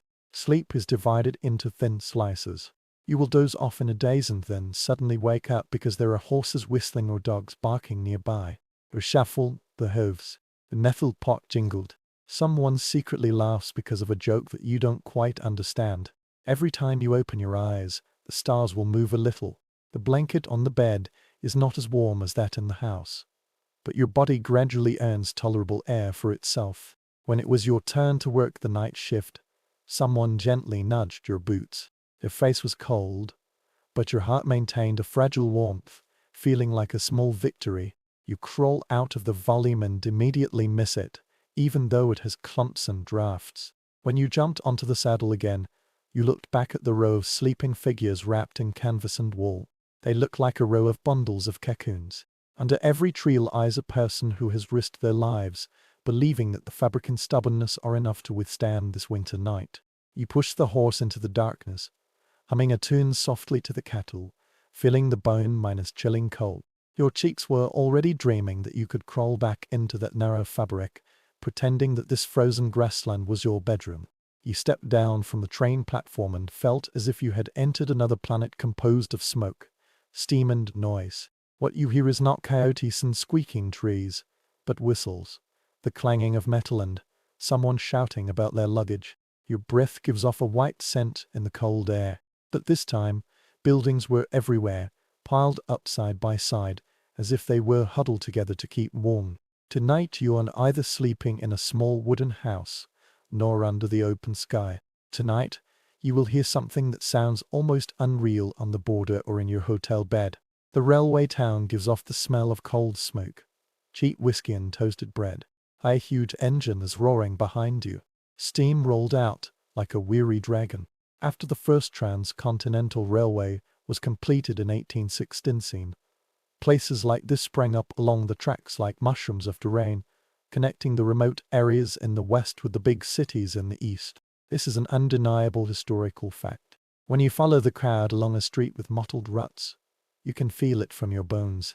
Light streamed in from the door of the tavern, the windows of the restaurant, and a slightly curved building with a sign that read hotel swaying on it. Indoors the air rushes towards you like a heavy blanket. The room was warmer than outside, filled with the faint aroma of candle smoke, corpses and fried food. The stove in the porch was glowing, and the boots trampled the last snow onto the rough mat. The cashier behind the wooden table raised his head, gave you a quick look and then gave you a price. You need to pay an additional room with a suitable bed and windows that can be closed. If you want the cheapest option, you can find a spot in the lounge upstairs, where rows of CS are waiting side by side. Tonight, you decide to squander the concept of privacy, even if the walls look thin enough to argue. There was a smell of soap and dust in the corridor, and there was also a smell that seemed to be boiled Chinese cabbage. The lights flickered on the plaster wall, flashing with every gust of wind. At first your room was small and cold, but in any case, it gave people almost a luxurious feeling. There is a bed, a real one. The bed frame is higher and the mattress is very thick. It looks like it was bought. It wasn't invented last week. At the feet was a folded quilt, and on the washing rack beside it was a porcelain painting and a bowl. A single frame painting is hanging crookedly on the wall. Some faded scenery clearly shows many guests taking off their clothes. You put down your backpack and test the mattress with one hand. It won't creak. It won't poke you. It is given in a gentle and slow way, making you sigh all over. Feather beds and cotton mattresses are much more common in railway hotels and larger town boarding houses than in remote homesteads. The hotel attracts tourists by boasting about spring mattresses and high-quality down mattresses. You sat down and almost vanished into the softness of a night's straw, rice husks and canvas. This feeling is just like falling on the clouds at night. Of course, this cloud also has its dark side. The bed sheets look very clean, but you know that bedbugs and fleas love lively hotels, just as your stomach loves hot stews. Rooms like this receive dozens of people every season, and some of them bring more than just luggage. During that period, there was a strange rumor that some travelers carried their own light silks, sleeping bags just to avoid touching the hotel bed sheets. You briefly imagine yourself pulling out a magnificent cocoon from your backpack. Then remember your actual situation and start tucking in the blanket. On the other side of the room, a cast-iron radiator made a faint hissing sound and spewed out wisps of steam. In more mature towns, especially at the end of the 19th century, steam heating began to appear in hotels and wealthier households. Pipes transport heat from the large boiler in the basement, turning each room into a small node in the metal heat network. Your hotel is not very modern. Instead, a small stove crouched in the corner, with its furnace tube disappearing into the ceiling. Someone has already lit it for the night, and it emits a soft glow all around. Please check and make sure the fragments don't get too close to it. I'm both grateful for the warmth here and miss those little wooden houses that almost smoked from the inside out. When the wind hit the glass, your windows creaked in the frames. Instead of stuffing rags into the gaps of the logs, you can draw heavy curtains all over the wall. Thick curtains are often hung in town hotels, not only for decoration but also as insulation. The curtains cut off the airflow, making the room feel less leaking immediately. You will notice the strips of cloth nailed to the edge of the window, where cold air once seeped in. Obviously, someone has learned too many lessons from one winter. Downstairs, noise was rising from the floor. Footsteps, the clinking of plates, and a piano in the tavern next door clattering along. These sounds are different from the calls of coyotes or the creaking of trees, but they can still tell you what kind of night it will be. In some railway hotels, passengers complain that trains are roaring past all the time, and the sound of the whistle shatters their sleep. Others complain about the constant sound of doors closing and the banging of late guests.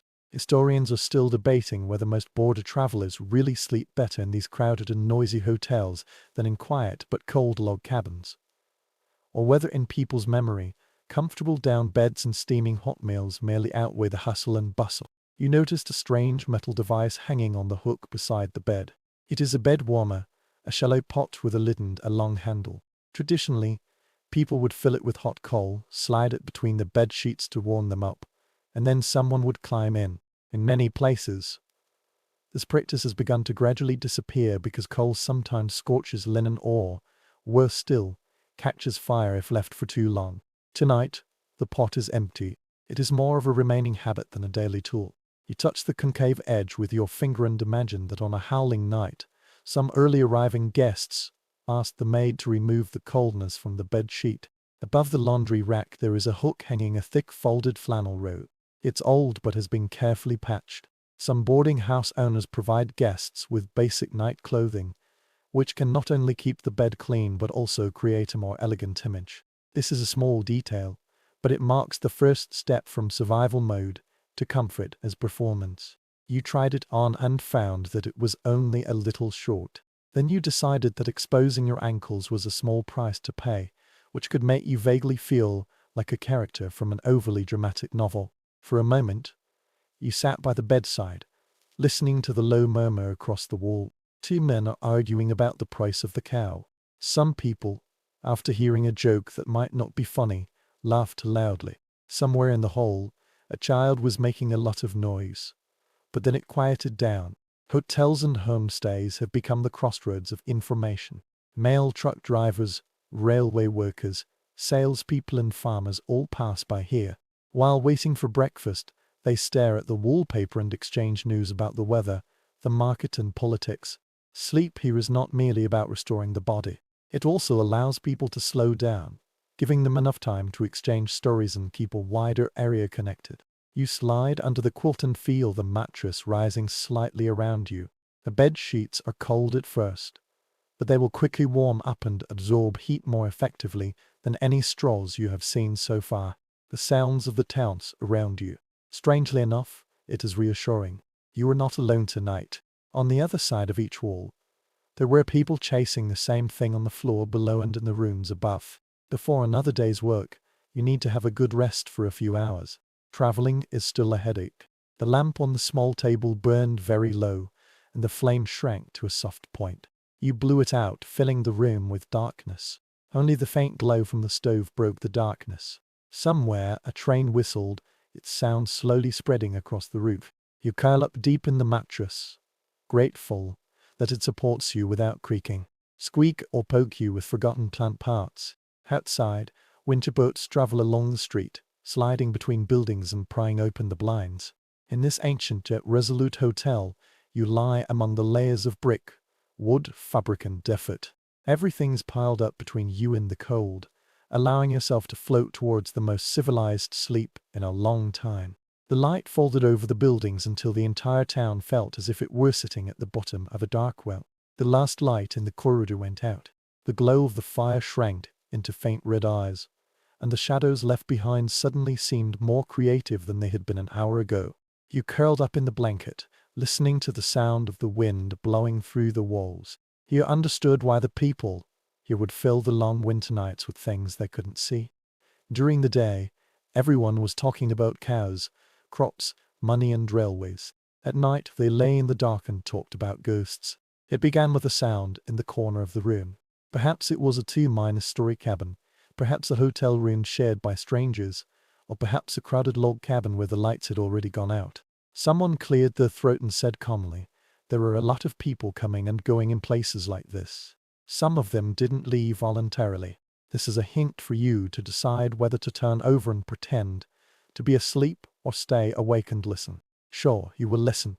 A man told the story of a little boy who was crushed in a mine collapse. He was buried under the rocks and still held a lunch bucket in his hand. He said that on some winter nights, the lanterns in that abandoned tunnel would sway by themselves, and you could hear a soft, soft, soft tap, slow and steady. Your rational brain begins to construct explanations about drafts and loose boards. The rest of your brain will quietly move your feet off the edge of the bed. In the mining camps in the West, the stories of ghost miners are so widespread that the reputation of some mines is so strong that even the most experienced workers dare not go there after dark. Another voice interjected, in a different spirit. During the snowstorm, a rider in white appeared on the ridge, silently pacing for a traveler who had taken a wrong turn. If you follow him, you will get lost. If you ignore him and take another path, you will be able to find your way home. You imagine that pale figure trotting across the snow, the horse leaving no trace, and you feel as if your neck wants to tuck into your shoulders. Behind all these dramatic events lies a conclusive historical fact. Getting lost in a winter blizzard can be fatal. People have created some stories to wrap this danger in your imagination. Ghost night, ghost lamp warning sign at the crossroads. They are all manifestations of fear. You will soon find that every group here has its own disturbing story. An Irish immigrant shared the story of a banshee and an uneasy soul trapped between two worlds. German settlers talk about forestals and demons lurking at the crossroads. Verona from Mexico tells the story of a crying woman who wanders by the water at night. The neighbors of the indigenous people said that the soul is related to specific places, animals and seasons. Some are helpful and some are not. In railway towns or border camps, these stories blend together, drifting from one language to another, until no one knows for sure the end of one story and the beginning of the next. Historians are still debating whether this series of stories mainly comforts people with familiar patterns or adds new fears on top of old ones, making them even more uneasy. In your own room, the details become very practical. Some people swear that if you hear an owl chirping 3 times outside the window in winter, it means death is approaching. Another person insisted that pointing a pair of boots at the door would attract wandering ghosts to step in and walk in directly. A calm voice said, "This is nonsense." But just in case, the same person would still turn their boots over so that their toes face the bed. You've heard of a ranch where they always hang a horseshoe on the bedroom door, opening it upwards to keep good luck. There is a strange story that when a person mistakenly nailed a horseshoe down, the cow began to die until someone noticed the mistake and turned it over. You'll roll your eyes, but you know that if someone hands you a rusty horseshoe right now, you'll definitely find an island spot on your own door. The attitude towards death is both a fact and quietly lingering. Corpses are usually placed in the houses where people sleep, especially in winter, because the ground is too hard to dig, or the nearest funeral home can only be reached by sleigh for several days. After someone's death, The mirrors in some houses will be covered with cloth. Part is a sign of mourning, and part is to prevent the soul from being trapped, depending on whom you ask. The clock might stop at the moment of death, the chair might lean against the wall, and the window might temporarily open to let the soul out. You listened silently to the descriptions of these customs and noticed that each person who told them placed their hand near their blanket, as if taking a little more cotton would prevent them from knowing it was their turn. One day, bedtime habits will become supernatural. A lady mentioned that placing a copy of the Bible under the pillow while sleeping can prevent nightmares. A man half-minus jokingly admitted that he had hidden a small knife under the mattress, with the blade pointed at the door, to cut it off before the nightmare entered. A child whispered, "If you put a glass of water beside your bed, it will ripple in the morning. There is an invisible thing walking past you at night." The elderly paid no attention to this, but no one was in a hurry to take their water cup away from the bedside. The wind drives the story forward. It's not just blowing. It moaned in the chimney, whistled under the door, and occasionally threw some small things against the wall with a sharp tap. In a brightly lit and busy city, this might be background noise. Here, every sound is intentional. Someone muttered that the wind carried the voices of the dead across the plain. All those who were frozen fell down, fought, or simply lay down and never got up again. You told yourself it was too exaggerated, and then when a loose shutter suddenly went off and everyone in the room immediately raised their heads, you shrank back. You begin to notice how superstition organizes darkness. People all agree that one should not whistle indoors after sunset, because whistling is summoning something.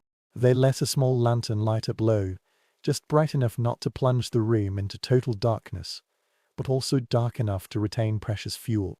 They avoided pointing at the distant lights on the mountain. They murmured, "Point at a ghost and it can point behind." These rules are half joking and half serious. When the night gets longer, they are all adhesives that hold nerves together. Religion wraps all of this like another blanket. Some people quote from the Bible that adhering to faith can keep one away from evil. Some others made the sign of the cross, or recited familiar prayers before lying down. These words have been smoothed out due to repetition. Some people roll their eyes at ghost stories, but still sleep near the center of the room. You know that the beliefs here are seldom meet.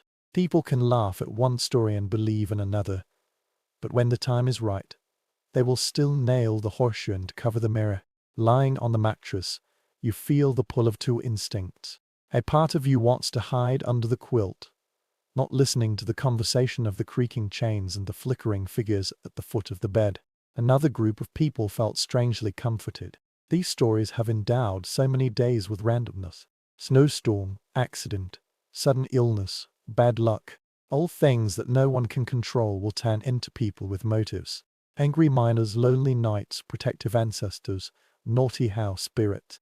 Imagining negotiating with ghosts is easier than bargaining with frostbite. The sounds around you soften with the victory of fatigue. The last storyteller yawned halfway through and then gave up.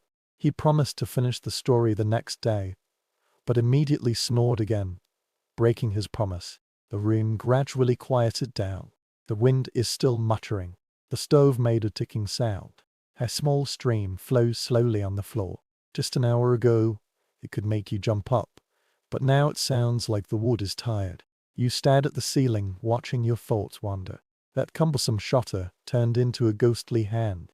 The coat on the wall turned into a person standing in the corner. Then your eyelids became heavy and everything became blurry. These shapes have lost their threat and reintegrated into ordinary furniture. The story you just heard sank into the warm and chaotic place between wakefulness and dreams, where fear turned into images, and then there was nothing. Finally, you place one hand under your cheek and the other gently on the quilt, as if you were grasping the edge of the world to prevent it from tilting.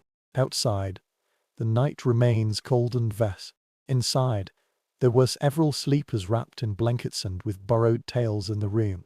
Superstition and ghost stories cannot change the temperature, but they fill the darkness with something beyond silence. For many people, this is only enough to last until tomorrow morning. You wake up before sunrise because the world doesn't care how late you go to bed. The room is grey, but your breath is still clearly visible. Every joint complaint seems like a payment for a formal appeal. You threw your feet onto the floor and felt that familiar, painful chill climb up your legs. But strangely enough, behind the pain, there is something quiet and solid. Your body hasn't fully rested, but it has indeed reset enough to stand up and try again. Here, it can be regarded as a wonderful night. From the moment you step into this day is in control of you.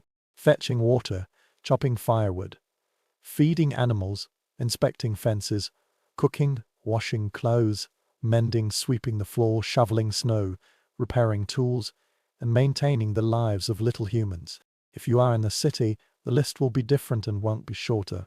Shop work, freight transportation, railway shifts, bar work, hotel room cleaning, fiddling with telegraph machines until your fingers cramp up. No one has a pedometer, but if they do, it might start smoking around 3 o'clock in the afternoon. When the light begins to slide down from the edge of the land, you will feel as if you were made of lead wrapped in wool. This is the secret engine behind many people in the West sleeping in winter. Exhaustion, a kind of exhaustion deeply buried in your bones, pushes you through the cold, noise and worry until your body insists on stopping working. A definite historical fact is that in the 19th century, workers, especially those in rural and border areas, usually worked much longer hours a day than the modern ideal of 8 hours, from just before dawn until after dark. You're not going to bed with the flow. You are on the verge of breaking down because life is too cruel. The night has become extremely precious. The short period of time between housework and sleep has become a small ritual. Even though no one calls it that, you start with simple things. Be careful to take off your boots. If you are lucky enough to have a stove, you can put them beside it. A pair of clean socks, or at least a pair that are not so dirty. If the bucket is usable, wash your hands with warm water so that the smells of animals, iron and oil won't drift all the way into your dreams. If possible, change into a shirt. The fabric is still very rough, but extremely dry. In many families, a hot drink ends the day. If someone has preserved precious tea leaves, then drink the tea. If the coffee beans are not used up, then have some coffee. In some places, roasted grains or cherries can replace both. If you are too tired and willing to deceive yourself, you will make a drink that tastes almost like coffee. You wrap your finger around the cup and inhale the last wisp of warm steam from the kitchen fire. If they can afford it, some people will add a little sugar or molasses. A small luxury makes the end of the day a little sweet, rather than less difficult. You see other comfortable things lined up around you. A Bible, a book opened on the knee. A newspaper, perhaps expired for 2 weeks, is still very precious and placed beside the lamp. The letter was opened unread 10 times. The crease of this piece of paper has become soft. Someone sewed the socks so fine and neatly that the silk thread flickered under the light, just like a small and practical firefly. This work has not really stopped. It just changed the taste. However, this quiet delivery signals to you that competition is easing, that sleep was allowed to start approaching. Some nights have music, which is a cutting minus-edge version of sleep podcasts. The harmonica emerged from the pocket, and the violin came out of the old box. Those tunes that traverse the ocean and the grassland float in the air were made to fit this place. Someone is tapping the rhythm on the table. Someone hummed along. Someone was swaying on the chair with their eyes half minus closed. You realize that melody is not merely for entertainment. It smooths out the sharp edges of the day and lowers the volume of the brain. When you can get calories, it turns into another kind of deliberate happiness. Earlier in the evening, a brick or a stone is stuffed beside the stove or in the oven. Now it comes out carefully, wrapped in cloth, like a little moon, a shining treasure, sliding onto the bed a few minutes before you climb onto it. When you slide your toes on it, warmth spreads throughout your feet with an almost ridiculous joy. Some families have a strange habit of roasting potatoes, putting them in their pockets to warm their hands on the way to bed, and then cooling them down and eating them as snacks at midnight or in the morning. It turns you into a slow minus moving buffet, but you must respect efficiency. Pets are also involved. The dog was curled up at the foot of the bed. Agate found the warmest place and claimed that it was an untransferable right. Many people quietly admit that they keep animals at home on the coldest nights, not just out of emotion, but because a living, breathing, and mouse minus chasing fur heater is a better investment than almost anything else here. You feel the subtle comfort brought by the heartbeat of another person beside you and realize how much it softens the outline of the harsh winter outside. When you finally climbed into bed, this day didn't leave you all of a sudden. Your body holds the memories of lifting buckets and walking miles, muscle twitching and finger palpitations. Your back protests because you are trying to find a spot that won't trigger every pain point once. Sleep doesn't drift off easily. It's like a slowly moving carriage rolling over you.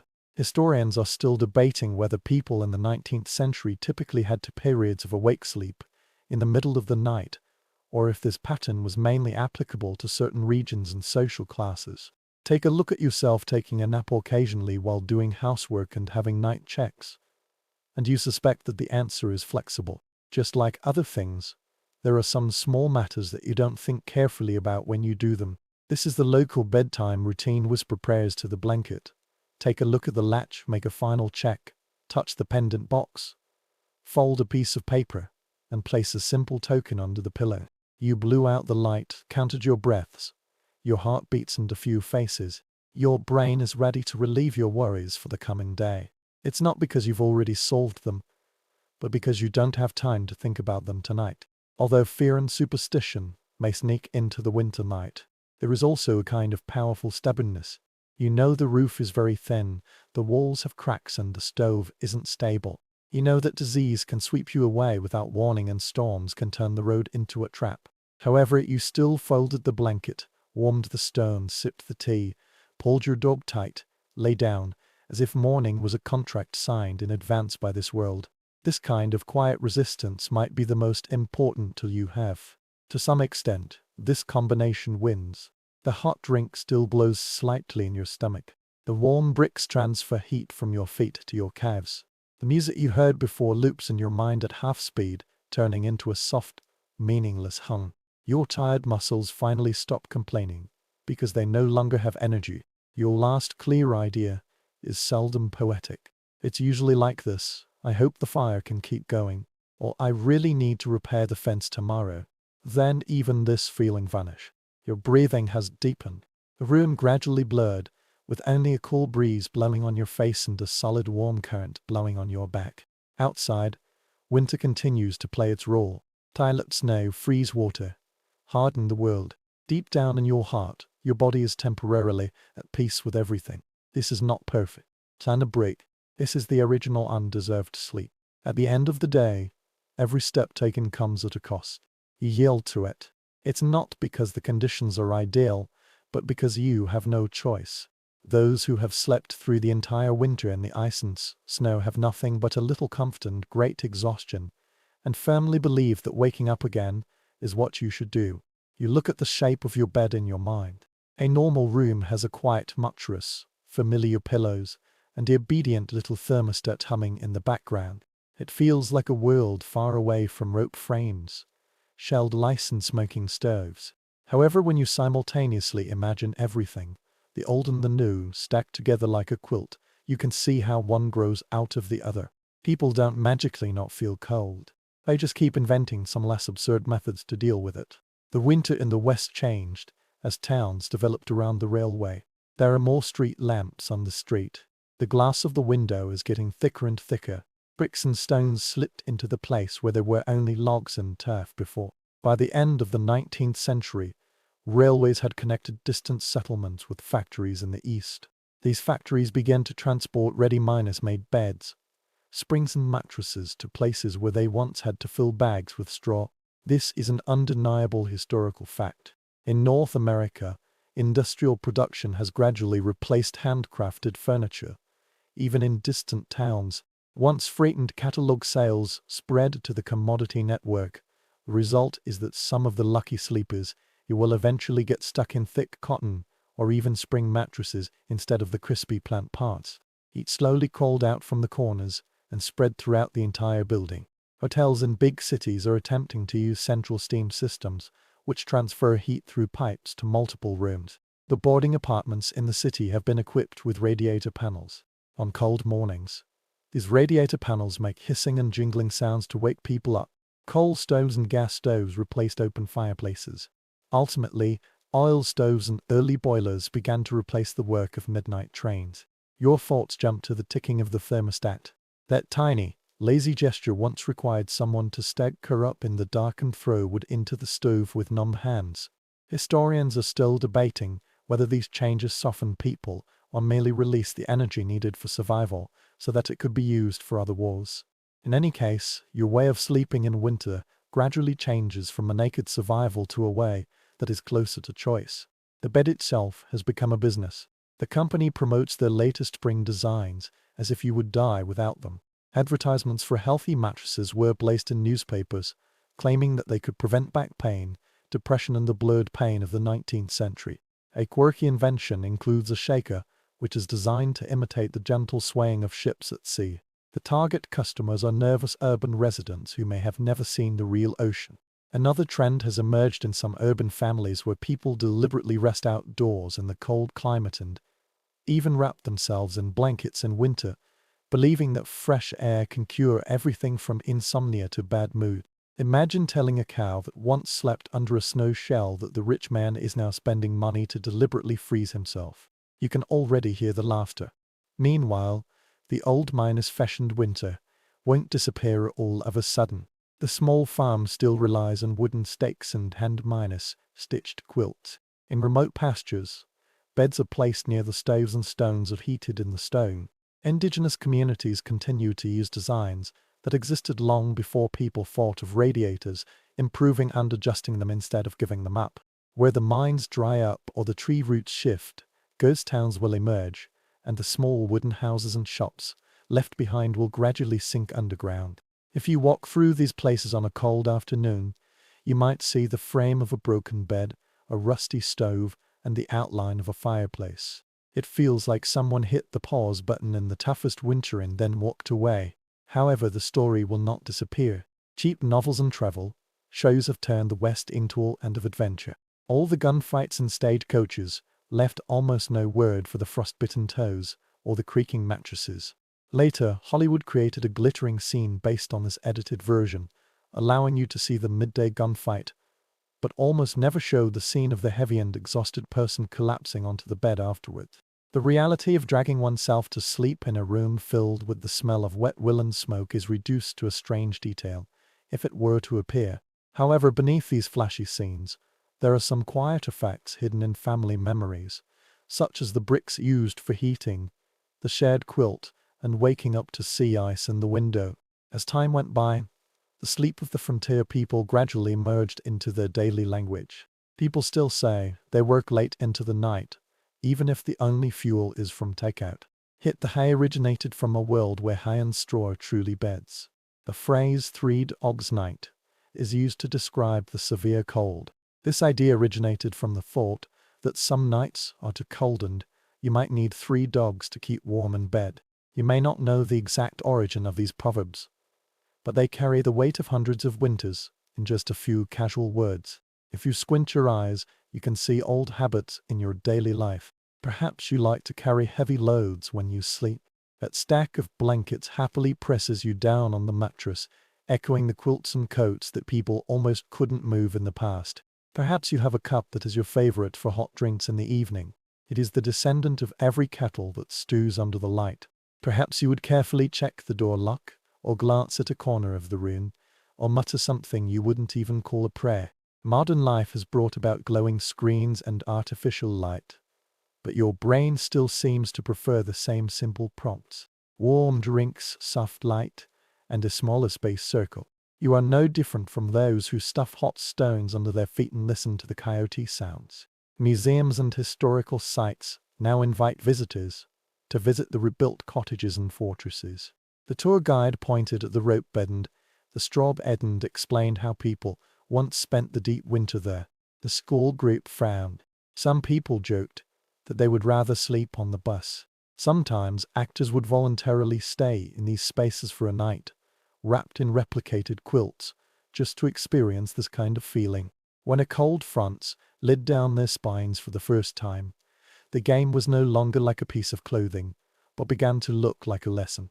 You imagine yourself standing in one of the rooms, watching the children jump around on the rope beds, and then being told that for people of their age in the past, this was impossible. This is not an on-site investigation. It's like this every night. Back in your own life, this sense of contrast is almost absurd. Your walls are embedded with heat insulation materials. The windows can basically block the wind, and the heating system doesn't require a fire. Perhaps you will fall asleep to the hum of the fan or the sigh of the central air conditioning. Perhaps you will scroll through your phone until your eyes finally give up. However, the fundamental goal did not change those wild western winters. You were still trying to draw a warm and safe little circle in a vast and indifferent world. The tool has been improved. This feeling is very familiar. When you settle this idea, you can sense that the ancient western winter nights have quietly entered the realm of people telling stories rather than living. They delved into books, museum exhibitions, the background details of movies, family anecdotes told at crowded holiday tables, icing glasses, the crackling sound of water buffalo chips in the stove, the weight of 4 people sleeping on a loose mattress, and the comfort of fatigue brought by a hot stone at their feet. They won't disappear. They float into memory, into legends, into the soft space at the edge of your consciousness, where history rolls around you like another blanket. You inhale, exhale once, twice, and silently thank your pillow, your mattress, and your heater for working without complaint or regret. Somewhere far behind you, in time rather than distance, someone is still rolling into a box full of shells in a small wooden house, hoping that the fire will keep burning until the morning. You are part of the same story, just staying in a milder chapter. This thought is like the last quilt sewn from those cold nights others have endured, so that you can lie here and fall asleep warmly, thinking of them instead of struggling against the cold yourself. The rooms around you have become a little softer, because you let all of this float into your mind. You don't need to save all the images at once. You can make the roof of the cabin fade. Let the cattle herding camp become blurred. Clear the hotel corridor temporarily. Only you, the space you are in, and your own slow breathing rhythm. No matter what you lie on, you should support your weight without complaint or regret. Mattresses, cushions, sofas, and even folding blankets on the floor. During those winters you just went through, it did the same job as every bed. It said softly, "You can stop standing guard for the time being. You can sink now. Let your shoulders listen. Let them descend a little, as if someone had just taken a heavy burden out of your arms." The air has its own mild temperature. Imperfect, never perfect, but stable enough. You don't have to pursue it. When the skin meets the fabric, there is a small insulating device, just like people wrapped in fur robes and coarse wool. Pay attention to the warmth of your chest, back and legs. It spreads slowly and calmly, without requiring any effort from you. This is a part of the winter that you don't need to work for. Your body will remember what it should do. If there is any worry trying to sit in your mind, you can regard it as a pile of wood that has long been burned out. You see it, acknowledge it, and then let it cool down on the edge of your attention. When the light returns, there will be time to set up fences, bills, information and plans. Tonight, you are going to do something ancient and important. You allow yourself to rest in a world that never ceases to be wild. Even with screens, switches and neatly framed windows, your eyelids will now feel heavier, as if someone had hung a soft little weight on each eyelid. You don't have to chase after sleep or force it. You can lie here and listen to the faint sounds around you, as if they were someone else's distant bonfire at night. In the distance, there was a car. The radiator was clicking. It was the neighbor's door. They are all part of the same large and quiet landscape, and you are safely tucked into one of its small and warm spots. Take another breath, slowly and deeply. Then just let it go. Imagine that any remaining tension slides down the mattress to the floor and then back to the ground, making you lighter with each exhalation. You've come far enough tonight. Those who came before you can all get through their winter. You can handle any weight on the other side while sleeping. Now, the only thing you need to do is close your eyes and let your thoughts drift away with the wind. You are safe and can rest now. You are warm enough to rest. You are too tired. It's time to rest. Let this story quiet down, just as the embers change from orange to a soft deep red. Let yourself follow them into a dark and peaceful place, where words fade and only dreams know what will happen next.